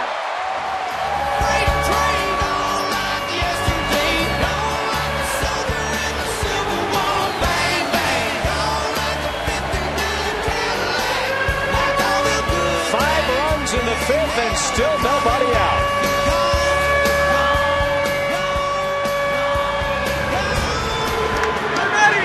Fourth homer of the year and another hanging breaking ball. This one from Tyler Walker. No stride at all from Matt Diaz. And he put the sweet spot on that one. And close the book on Cole Hamels. 7 runs in 4 innings of work tonight. That is his worst run total since his first appearance April 10th when he did that against the Rockies at Coors Field. Now Kochman hits one deep into center field. Back goes Victorino, and he makes the grab. Well, there's a lot of built-up frustration for the Braves that they've taken out on Cole Hamels this evening. After he had gone 4-0 in his last 4 starts at Turner Field. And lifetime 7-3 against Atlanta, 7-1 over his last 9 starts against them coming in. And I think you made the point last night, and it's worth repeating about these clubs. They are, I don't want to say mirror images of each other, but sort of polar opposites. The Phillies have a wonderful offensive ball club that can't be supported by its starting pitching. The Braves, with tonight's game being an exception, have a wonderful starting staff and a very solid bullpen that at times struggles to score runs. Which way is more difficult to win consistently? One in which you win games 2-1, 3-2, or ones where you have to outscore people and outslug them and win 8-7 every night? The latter. When you've got to try to score 5 or 6, 7 runs a night, that is awfully hard over 162 games. That's why you start a team and you try to build it from pitching and defense, and then try to figure out a way to score some runs. Braves 1, 2, 3 hitters in this series already. They've been on base 16 times. They've scored 9 runs and they've driven in 9. Prado and Blanco, the primary culprits, and Chipper Jones has joined that parade tonight. So why change anything? You figure the Braves might Stick with the status quo in the wrap-up here tomorrow night with Javi Vasquez and Jay Happ hooking up. Happ's 5-0 for Philadelphia. Popped up back our way and just shy of the Braves radio booth.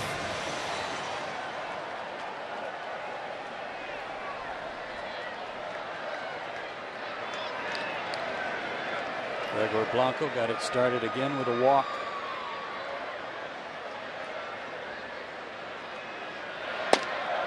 You got to be happy for Gregor Blanco, folks. I mean, the guy was, I'll call him the kind of the forgotten guy in the battle for the center field job when the season started. It was kind of Jordan Schaefer or Josh Anderson and Blanco third, because Blanco had been playing with the Venezuelan national team in the World Baseball Classic.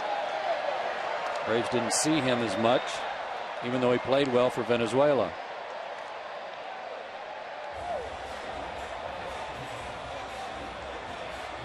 Well, again, baseball, the game is loyal to no one.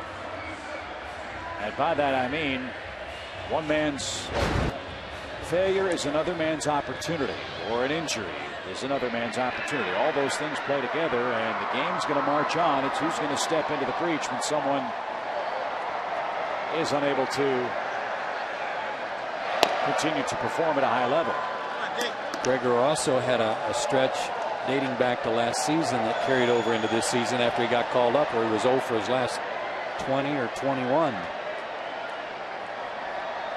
All that forgotten right now as he's rolling, and that ball is crushed deep left. Hernandez will say goodbye.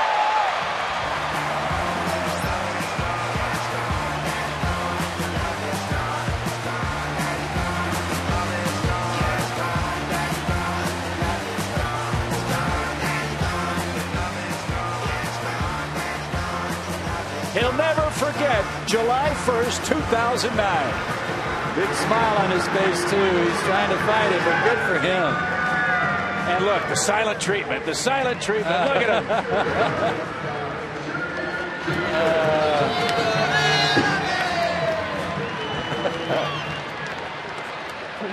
He was 0 for his last 8, 2 for his last 19, so there's a little more significance to just getting a hit, let alone a home run.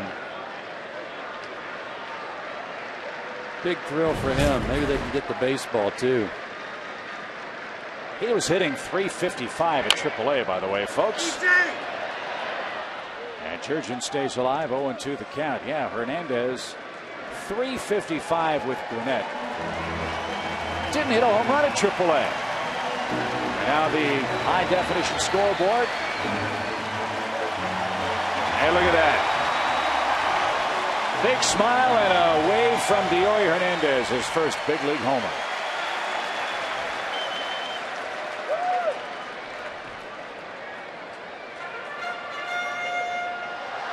Here's the home run ball.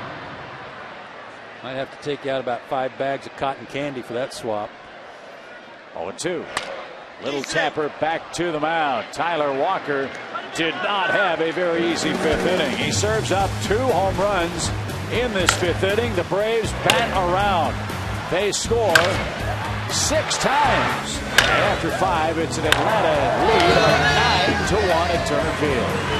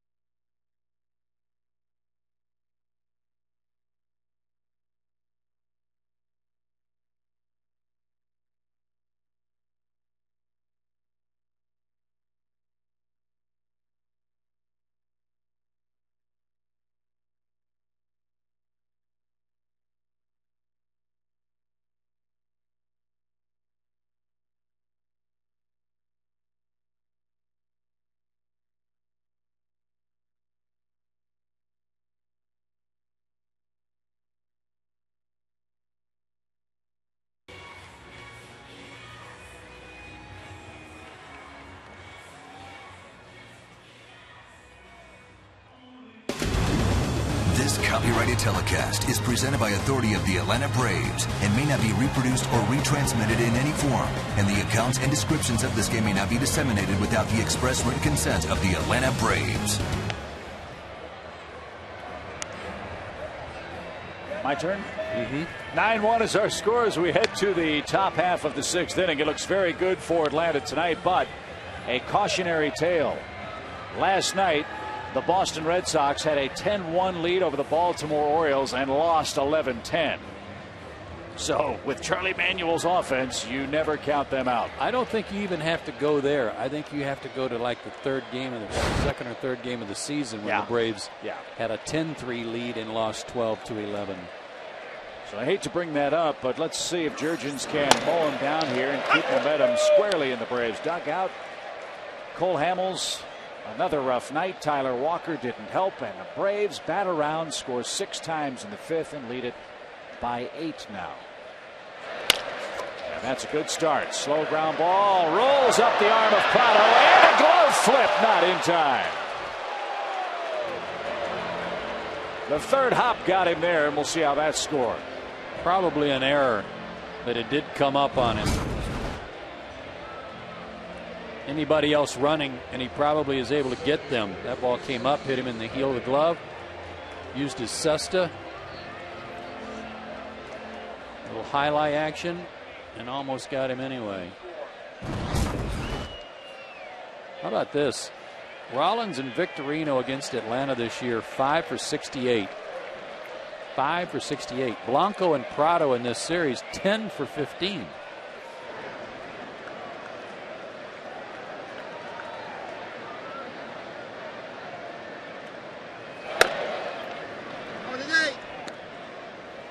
One ball, no strikes to Chase Utley. You can't give him extra outs. That was a tough play. And now Victorino aboard for Utley, then Howard. A lot of time left in this game. Phillies, though, still without a hit. They do have a run on the board. That's popped up left side. Hernandez drifting out. He's under it. He's got it. And Utley's retired. He's hit the ball in the air 3 times with no success.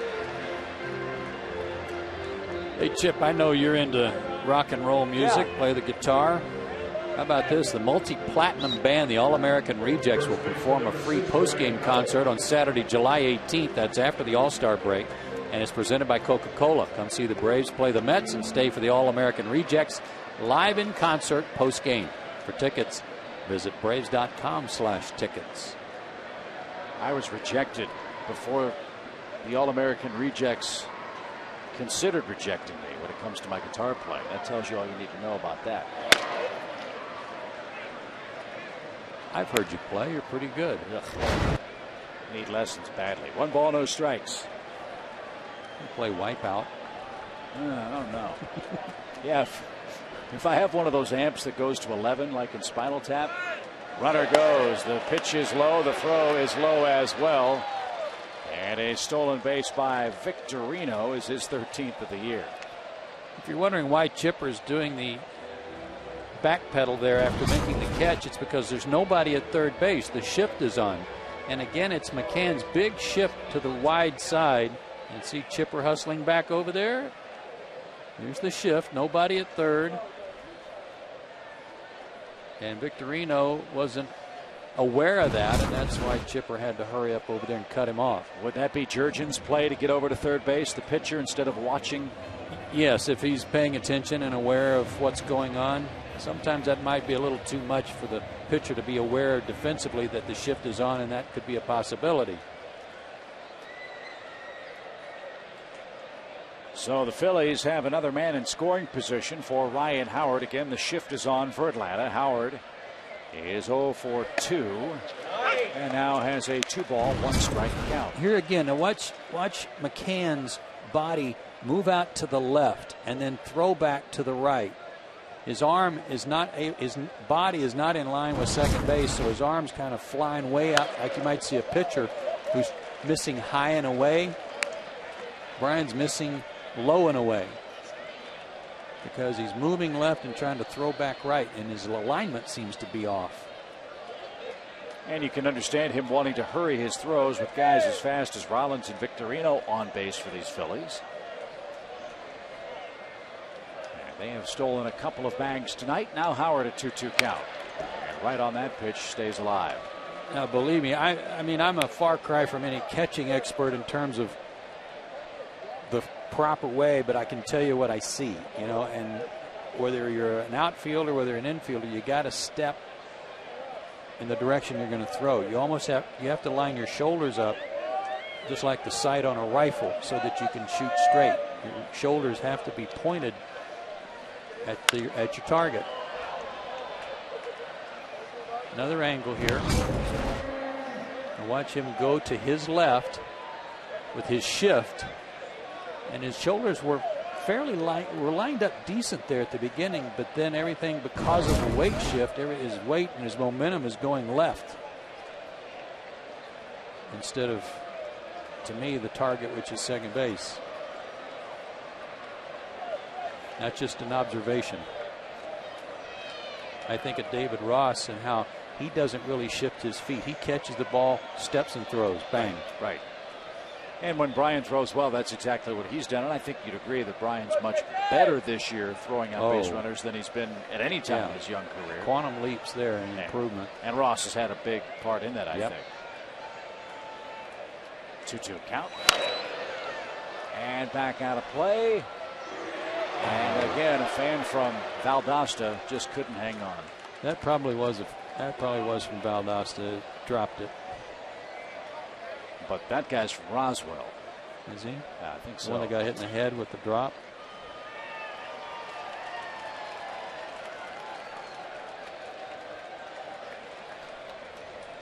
I think I got one right. 2 balls, 2 strikes. I think you probably did.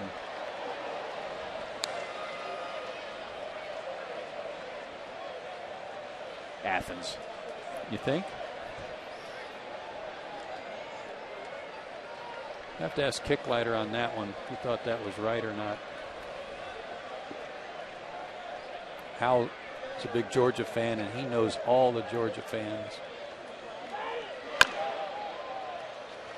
Hal, that last foul ball, was that a Georgia fan that got that from Athens? Was he from Athens?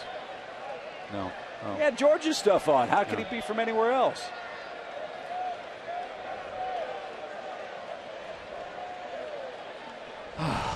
It's tougher than I thought.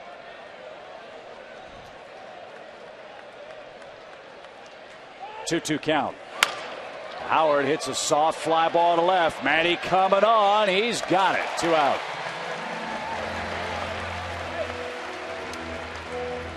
Hal said he was from Bogart, sorry. How appropriate. Here's Worth. He's walked twice and has scored the lone Philadelphia run. In fact, Phillies tonight have earned 4 walks. They've had a man reach on an error. They have 2 stolen bases, but do not yet have a hit. That's 6 fly ball outs to Matt Diaz.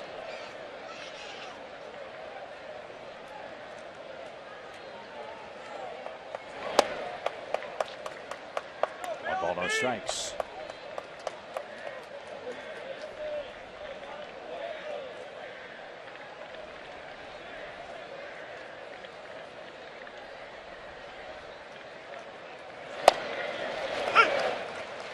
Cubs over the Pirates. That's 3-1 in the 6th inning.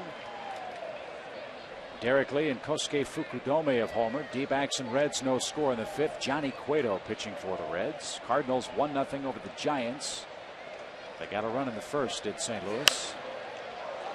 Adam Wainwright pitching for the Cardinals. Marlins beat the Nats 5-3. Mets 1-0 over the Brewers. Dodgers 1-0 over the Rockies. That's a good matchup in St. Louis tonight. Matt Cain's 9-2.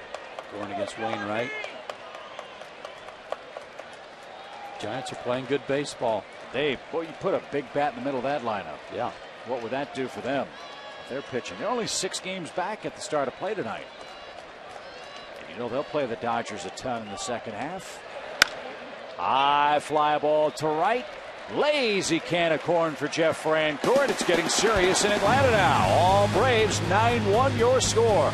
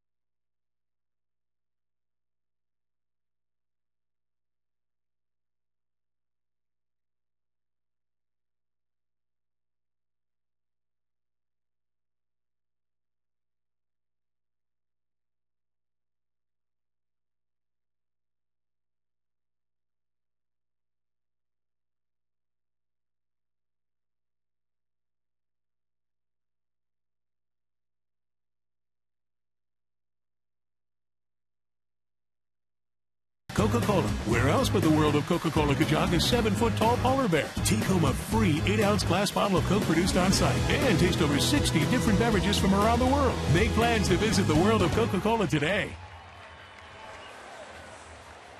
Well, look at that line score. 9-1. Atlanta beating up on the Phillies, and the man that started the fun in the 5th is the man that leads things off in the 6th. Gregor Blanco has scored 2 runs in 3 plate appearances in this game, doing exactly what you want your leadoff guy to do. Get on and run those bases. Average up to 235. He's 4 for 7 in this series. And slashes that one foul and out of play, and a fan from Winder will make the catch. He's hitting 174 when he got his first start after McLeod's injury, so he's making up.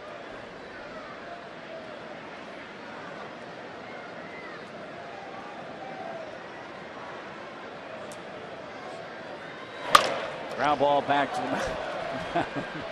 And Walker makes the play, and there's your first out.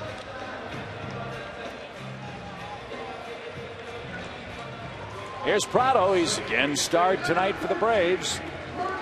2 more hits and 3 more tries. That gives him 13 hits in his last 25 at-bats and 6 RBIs in this series. Gotta like that. He's average up to 307, and he's a 300-plus career hitter. Hit 330 last year, in case you forgot. And can play everywhere. That's the other inherent value. Think of how valuable a player Mark DeRosa is now in the major leagues. I think Prado can be that same kind of player. Can play every outfield position, can play every infield position for you. And you say hitting 300 always helps. It's just the other things he does so well too, Chip. He's an excellent base runner, smart player, good instincts. Lined hard, and Utley makes the play. Something else that's going to be new around here after the All-Star break that's exciting is the new Coca-Cola bottle. The old one will be replaced with a new high-tech version. 42 feet high. That one made out of so many bats and balls and chest protectors. So when the Braves come back post All-Star break, there'll be a new one. I wonder if that'll be in somebody's front yard here in Metro Atlanta. Know what we should do? I know what you should do. Don't go that weak thing again.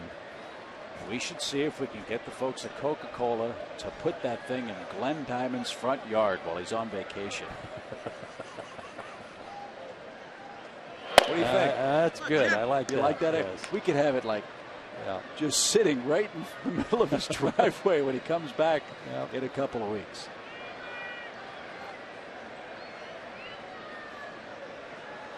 Could you imagine that phone call? What the? 2 balls and a strike. Of course, we have to get some help from the Roswell City Council to pull that off. That's great.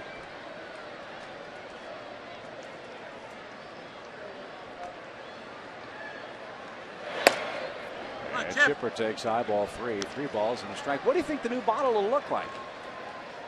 Probably a lot like a Coke bottle. Oh, okay.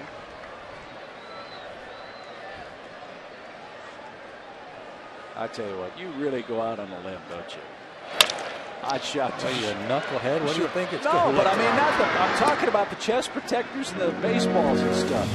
Dingbat. Oh my goodness. We need the All-Star break in the booth. 9-1 your score.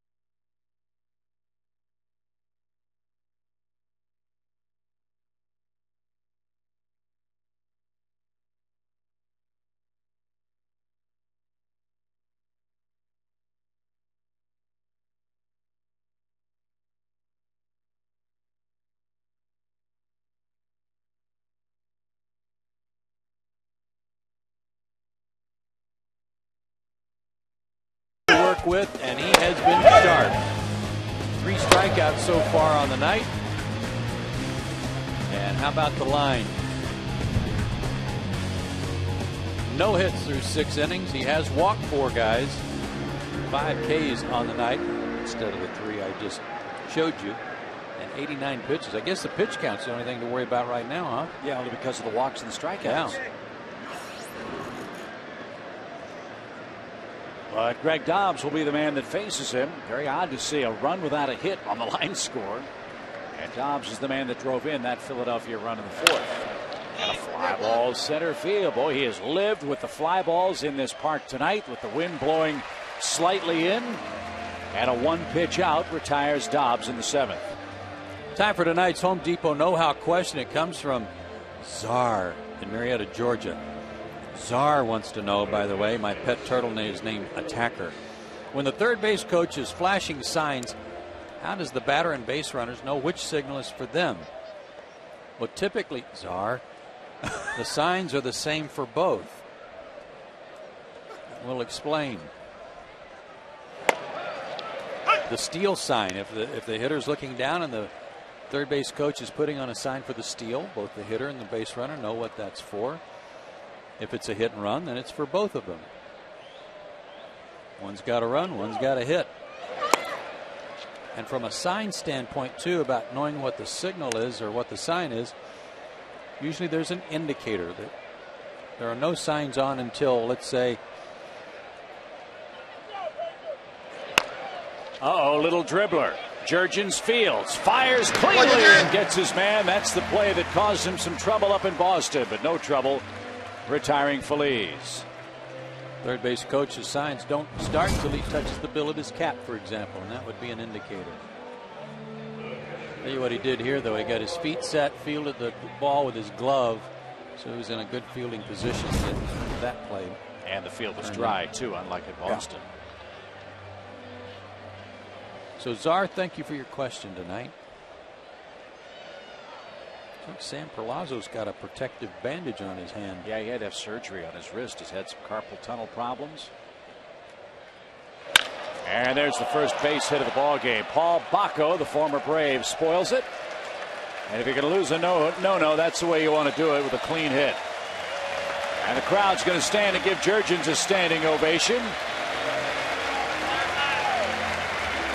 Now you concentrate on winning the ball game.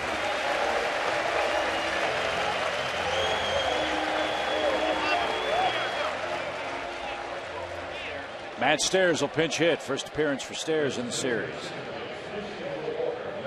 No bat for Walker, who was roughed up in his first inning of relief tonight. He went 2, gave up 2 runs, 2 homers.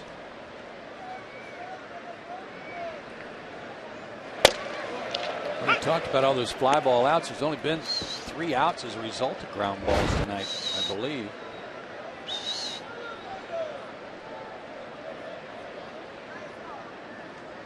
Yeah, Rollins led off the game with 1. Jason Worth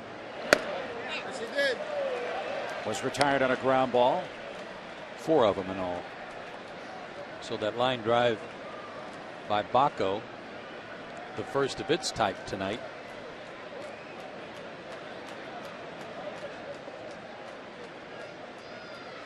But still, the Phillies just continue to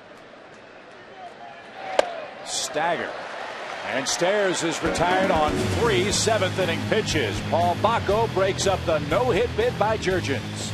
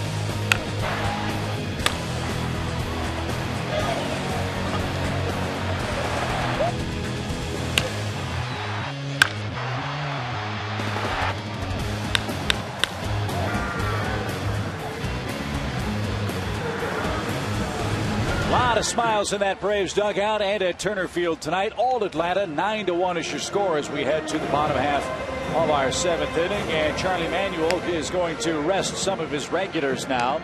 John Mayberry, who hit a pinch hit home run here last night, takes over at left field for Greg Dobbs.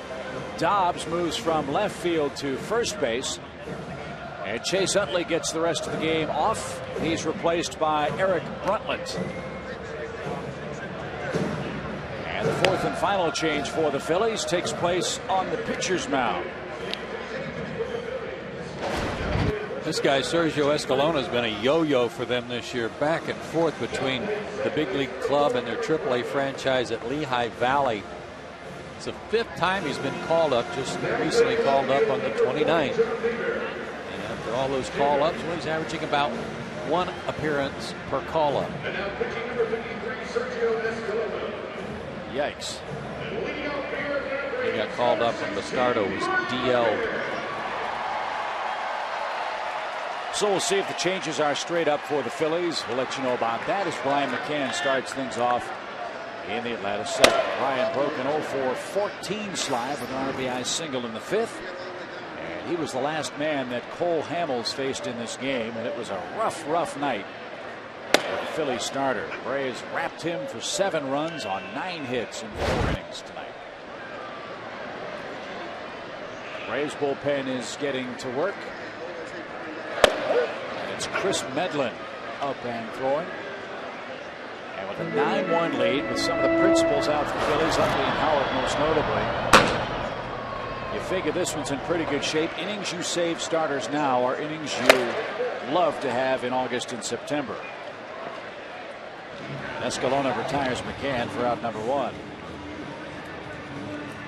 It's just such a rarity lately for the Braves to be in this position where they certainly can't relax. There's still some game to be played, but can feel good about what they've done tonight. Take a deep breath.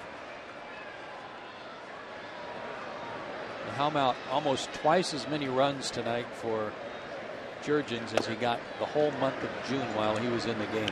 It's why this game is so addictive, for the lack of a better way of putting it. Once it gets your hooks in you, you try to figure out patterns and why things happen, and you just can't figure it out. Yeah, as Hal just said, 6 runs in the 5th, 1 more run than he got all of June while he was in the game.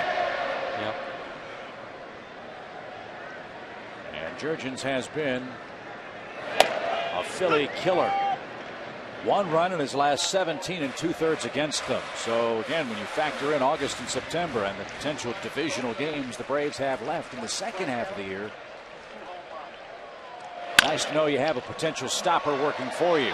Rollins, 360, and his throw takes Dobbs off the bag. Great effort just to get to that ball. 3rd hit for Diaz in 4 tries tonight, and he's aboard with 1 out. And again, I was talking about Blanco and how everybody should feel good for him. Same thing for Diaz. Where was that pitch? He looked like he was swinging at a piñata. 3 hits for him tonight. His first start in a while. That was great.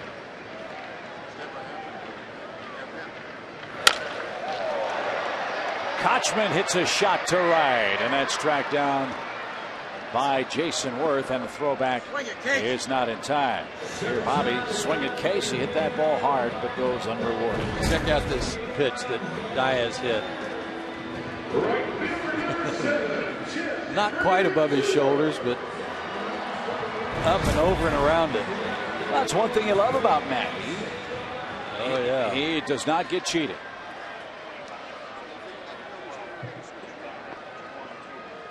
$25,212 our crowd tonight.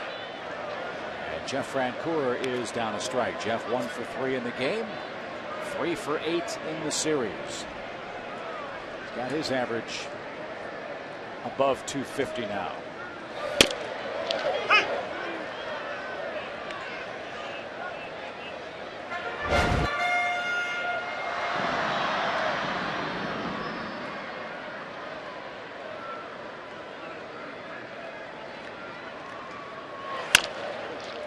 Another chance for Rollins. Has a long throw.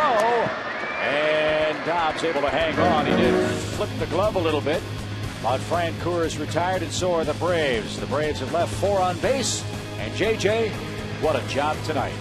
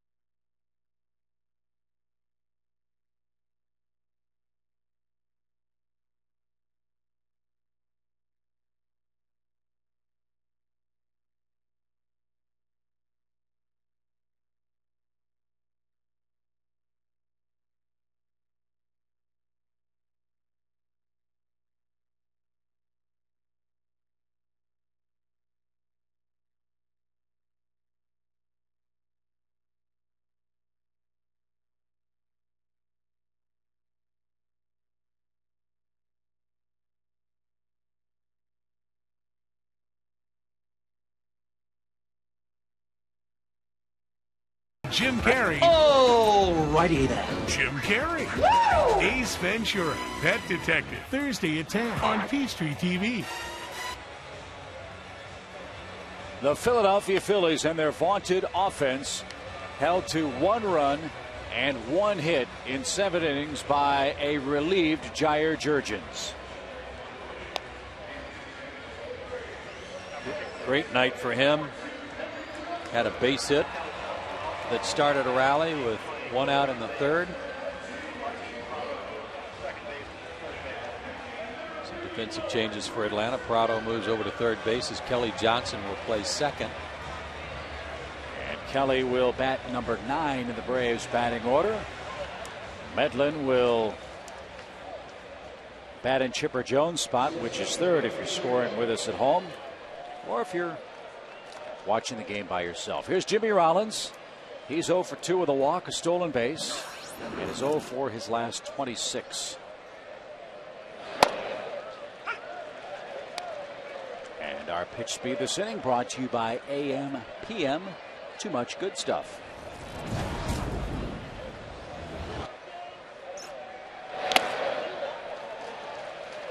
When you're in a slide like this, does it seem like you're 0-2 every time up? Every time. Every time, and every pitch. You're fooled on every pitch. Every time you're looking for a fastball, you get a curve or a changeup. You look for the off speed, they throw it by you.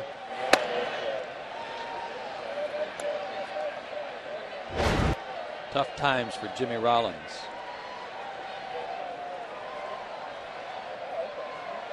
Longest hitless streak in his brilliant career. And this one popped up. It's going to be 0 for 27 when somebody catches it, and it'll be Gregor Blanco. Wow. 1 out in the 8th inning. He was 16 for 96 in June. That was a 167 average. And 0 for 3 tonight. And really hasn't hit the ball hard.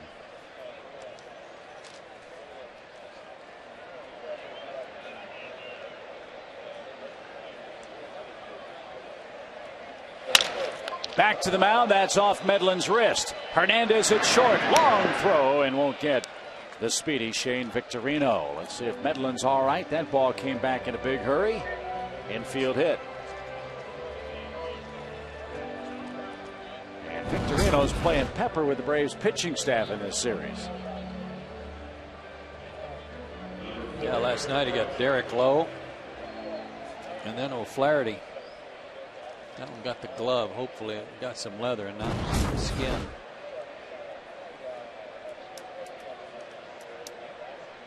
So Bruntlett is the batter.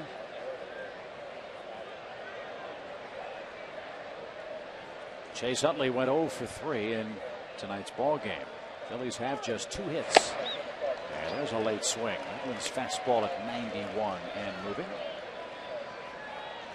Well, did Jurgens pitch well enough? I would certainly think he impressed Charlie Manuel, but did he pitch well enough to garner a spot on the National League All-Star team? The rosters are going to be expanded by 1 more player, they announced today. From 32 players to 33, the extra spot designated for a 13th pitcher.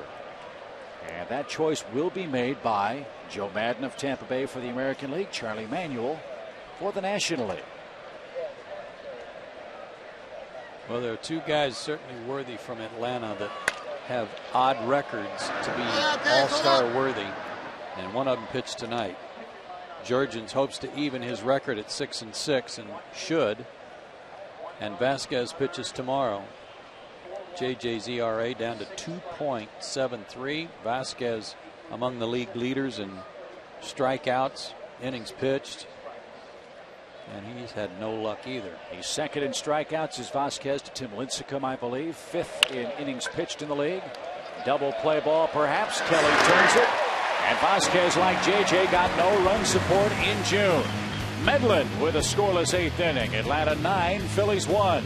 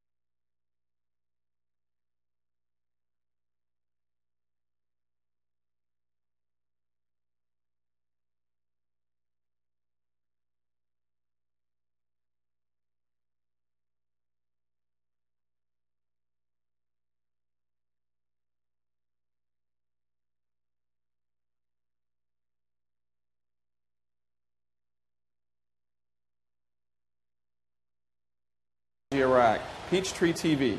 The Braves play here. And a 9-1 score as we continue our salute to the military here on Peachtree tonight with Joe Simpson, Chip Carey with you. A very special day for us and our crew. I want to wish Henry Matthews a very happy birthday tonight on this 1st of July. Henry, one of our great cameramen here at Turner Field. All right, Hank, happy birthday, my friend. Happy birthday, Henry. And right behind Henry, well, actually on the other side of the diamond, behind behind the Braves on deck circle. Behind the Braves on deck circle is Walter Banks, the longtime friendliest usher in the business, who can tell you everything about this Braves franchise. It's his birthday as well. Just want to wish him many pleasant returns. Happy birthday indeed, Walter. What a great ambassador for the Braves is Walter Banks, and that's a sure way to get an upgrade if you bring a sign on July 1st to the ballpark. Yeah. And let's not forget our great tape operator downstairs, Tony Tam. A very special salute to you, Tony. Happy Canada Day. Oh, Canada. Come on, Dick. And a hot shot off Diori Hernandez's bat. Feliz dropped it, picked it up, wheels high. And Hernandez reaches safely in the 8th inning off Jack Tashner. Tells you how things are going for the Phillies when the best fielding third baseman in the league boots one in a 9-1 game. And had all those tough chances last night, and then he gets one hit right at him. Had it come up, hit him in the chest, and then he just couldn't corral it. Made a hurried throw, E5. I don't know. To me, it just looks like the Phillies are waiting for something to happen rather than make it happen. Look, they know their offensive shortcomings. Without Raul Ibanez, it's a big part of their club. Rollins hasn't been right all year. Cole Hamels has been up and down. You can't keep running Rollins in the leadoff spot, I don't think. I mean, if a guy's going to go 0 for and never on base other than when he draws a walk. I know he's disruptive when he gets on, but he's just not getting on enough. And so I guess the alternative would be Victorino. Yeah, I guess you this have point, the luxury right? of having a guy like Shane Victorino who can lead off, switch hits also, runs well. Move things around a little bit. And I mean, Charlie Manuel has tried just about everything he can as Kelly Johnson is out on 3 pitches. And after a miserable June, Kelly's retired in the 8th inning for the first out. Back to the top, Gregor Blanco. But hey, this is the time you want to play the Phillies. Yeah, right. No mercy, no sympathy. Hang with them. They are 4-8 when Raul Ibanez has not started.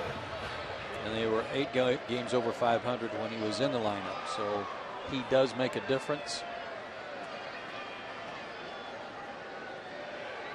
And he took batting practice today, I understand, for the Phillies Reading Ball Club. They were hoping he was going to play in the game, but they decided to back off that. Just let Ibanez take BP. They're hoping to have him back early next week. And he was eligible to come off the disabled list on Friday, but that's probably not going to happen. He's got a groin issue. Ground ball up the middle. Rollins has to hurry and gets Blanco by a step. Good play. Hernandez in safely at second with 2 outs.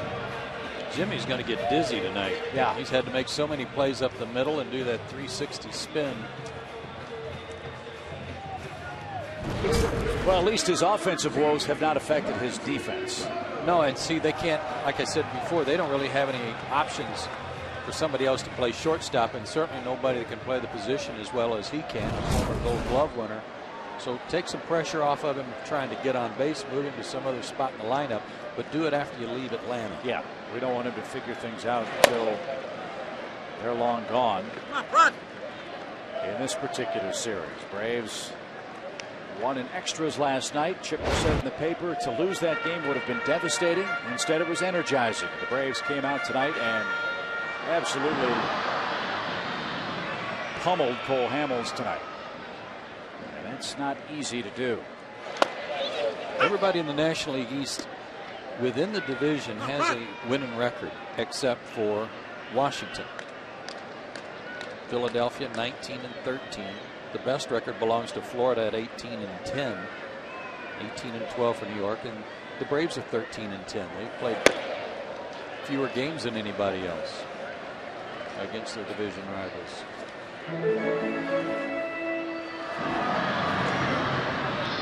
Braves are 2-3 against the Marlins, 2-3 against the Mets, about to go 6-2 against the Phillies, and they're 4-2 against the Nationals. And about to play the Nationals for 3 at Nationals Park. Maybe a different looking ball club, quite obviously, will Washington. As Prado a 2-1 count. Niger Morgan now a Nat. At Lastings Millage traded to the Pirates yesterday. Joel Hanrahan going to the Pittsburgh Pirates as well. And Sean Burnett. Yeah, and they sent the center fielder out.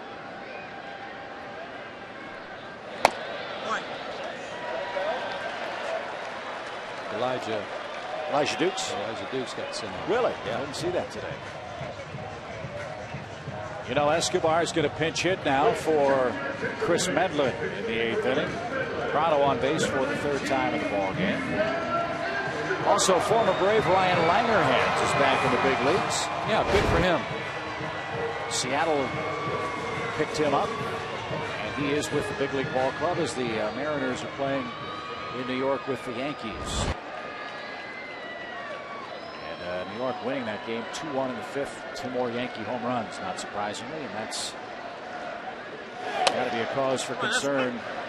It's all right. Come on, let's go. 0-1 your count. And now that's a final 4-2. Yankees held off Seattle at Yankee Stadium.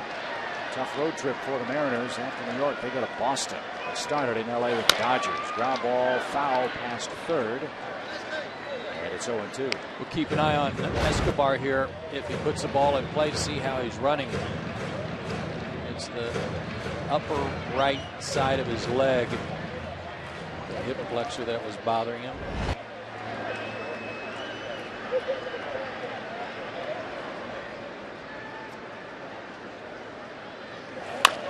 Fisted to the right side and past Dobbs. Bruntlett picks it up. Runner around third. Hernandez is safe. And all the way around to-third is Prado. Pinch hit RBI for Escobar, and it's a 10-1 game. That had to be a shin burger for Diori. Ow. He was safe at the plate, but he got nothing but his shins on shin guards when he slid in at home. A little Ric Flair to right. Such a flare that the second baseman got it. Here's the throw to the plate. Cut off, relay, shin guard, and then just snap, crackle, pop with legs into the guards. Do you think he said, woo? Probably. I would have. Here's McCann. Come on, Mac. If I could, I would have. Yeah. You get hit where Derek Lowe got hit last night, you could. 10-1 is your score. Bottom of the 8th inning. 2 on. Another run is in. Hot shot, base hit. 11.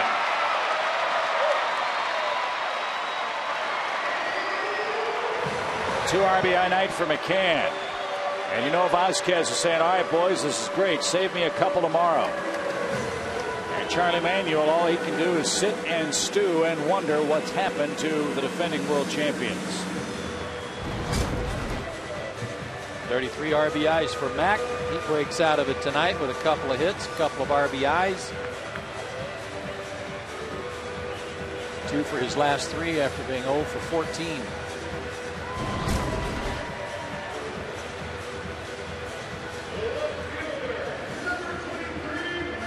Casey Kochman's the only Brave without a hit among those who started this game. And he has smoked a couple of balls. Again, that's the funny thing about this game. You can hit it off the end of your bat and end up with a hit. Absolutely barrel up the ball and line it right at somebody and go hitless. It's kind of an unwritten baseball rule, though, that somebody has to go 0 for in a game like this. Yes, and everybody else is just rattling the boards.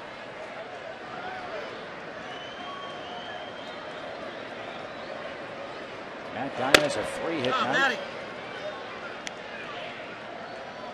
Braves need 3 outs to pull to within 3 games inexplicably in this wacky National League Eastern Division race. A division that many thought would be the toughest in baseball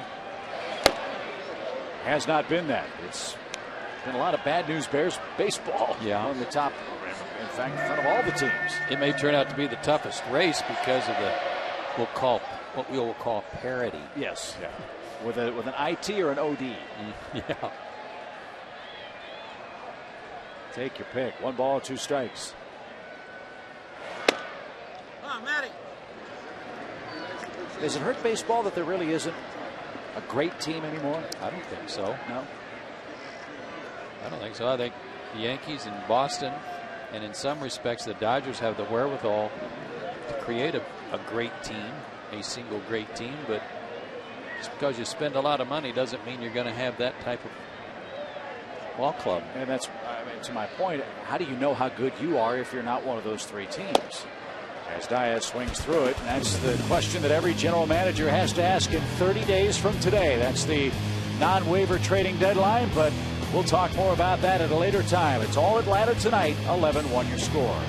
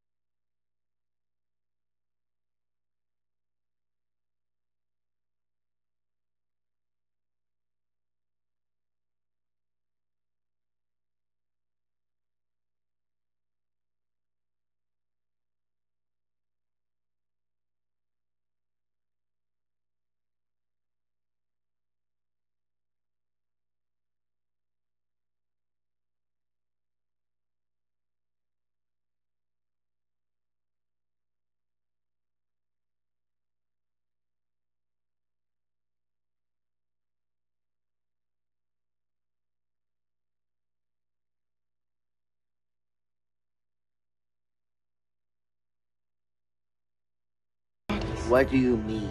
Sean Penn, Michelle Pfeiffer, Dakota Fanning. I Am Sam. Friday at 9 on Peachtree TV. Well, 3 more outs to get for Atlanta. An 11-1 thumping of the Phillies in Game 2 of the series. Braves aren't going to win this series. And they have been dominant here tonight. Be the first series win that's been played in consecutive days since Toronto. Yep. They won the Chicago Cubs series, but had to do it because of the rainout by winning a week ago. And with 3 more outs, the Braves will also have a 5-4 homestand. Well, think about the 13 games dating back to the first 3 against Boston up there. That was what everybody was talking about, a 13-game stretch. Yeah. Right now, if they win tonight, they'll be 6-6 over those 13 games with 1 to play. And those were very tough ball games and very good teams, quite obviously, as are the Phillies. So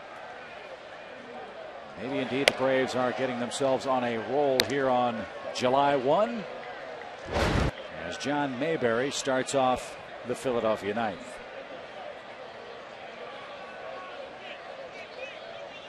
Mayberry trying to stick as a right-handed bat off the Philly bench, and certainly was impressive last night. Mayberry hit a 2-out game tying home run over the center field fence in the 8th inning last night.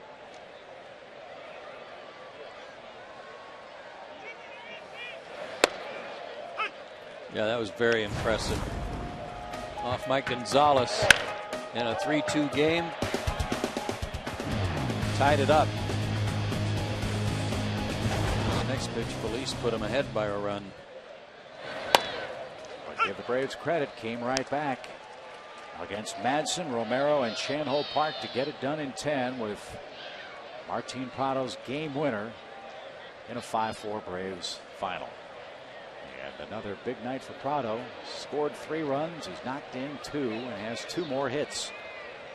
A 6 RBI series for Martin Prado. Chopper up the middle. Good pickup. And there with those long legs, unable to outrun the baseball. 1 out. Against Boston, the Braves were 0 for 27 with runners in scoring position. That's not going to win many games. This series, in the first 2 games against Philadelphia, the Braves are 9 for 18. So that's a real good turnaround. Yeah. And we said it's the Braves look flat, looked a little listless offensively. When you don't hit, you're not going to look good. When you do, you're going to have guys flying around the base paths, and everybody's going to be happy and excited, high-fiving. Fans get into it. Yeah. And look at the Phillies. I mean, tonight they have 2 hits, and they look like they're just walking in quicksand tonight. Like they're already on the bus back to the hotel. Yep. And have been since the 5th inning. Worth ducked under that nasty breaking ball.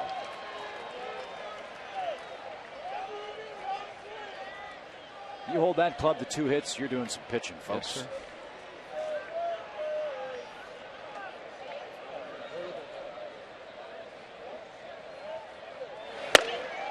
See you later.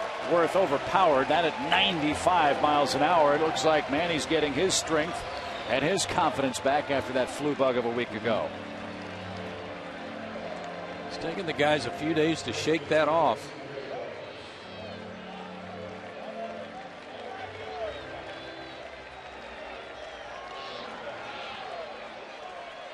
Two outstanding things about tonight's game, though. Jurgen's getting some runs, able to pitch like he knows he can pitch without having to worry about any one mistake hurting him, and beating Cole Hamels and snapping that win streak he had going here where he seemed to dominate and own the Braves.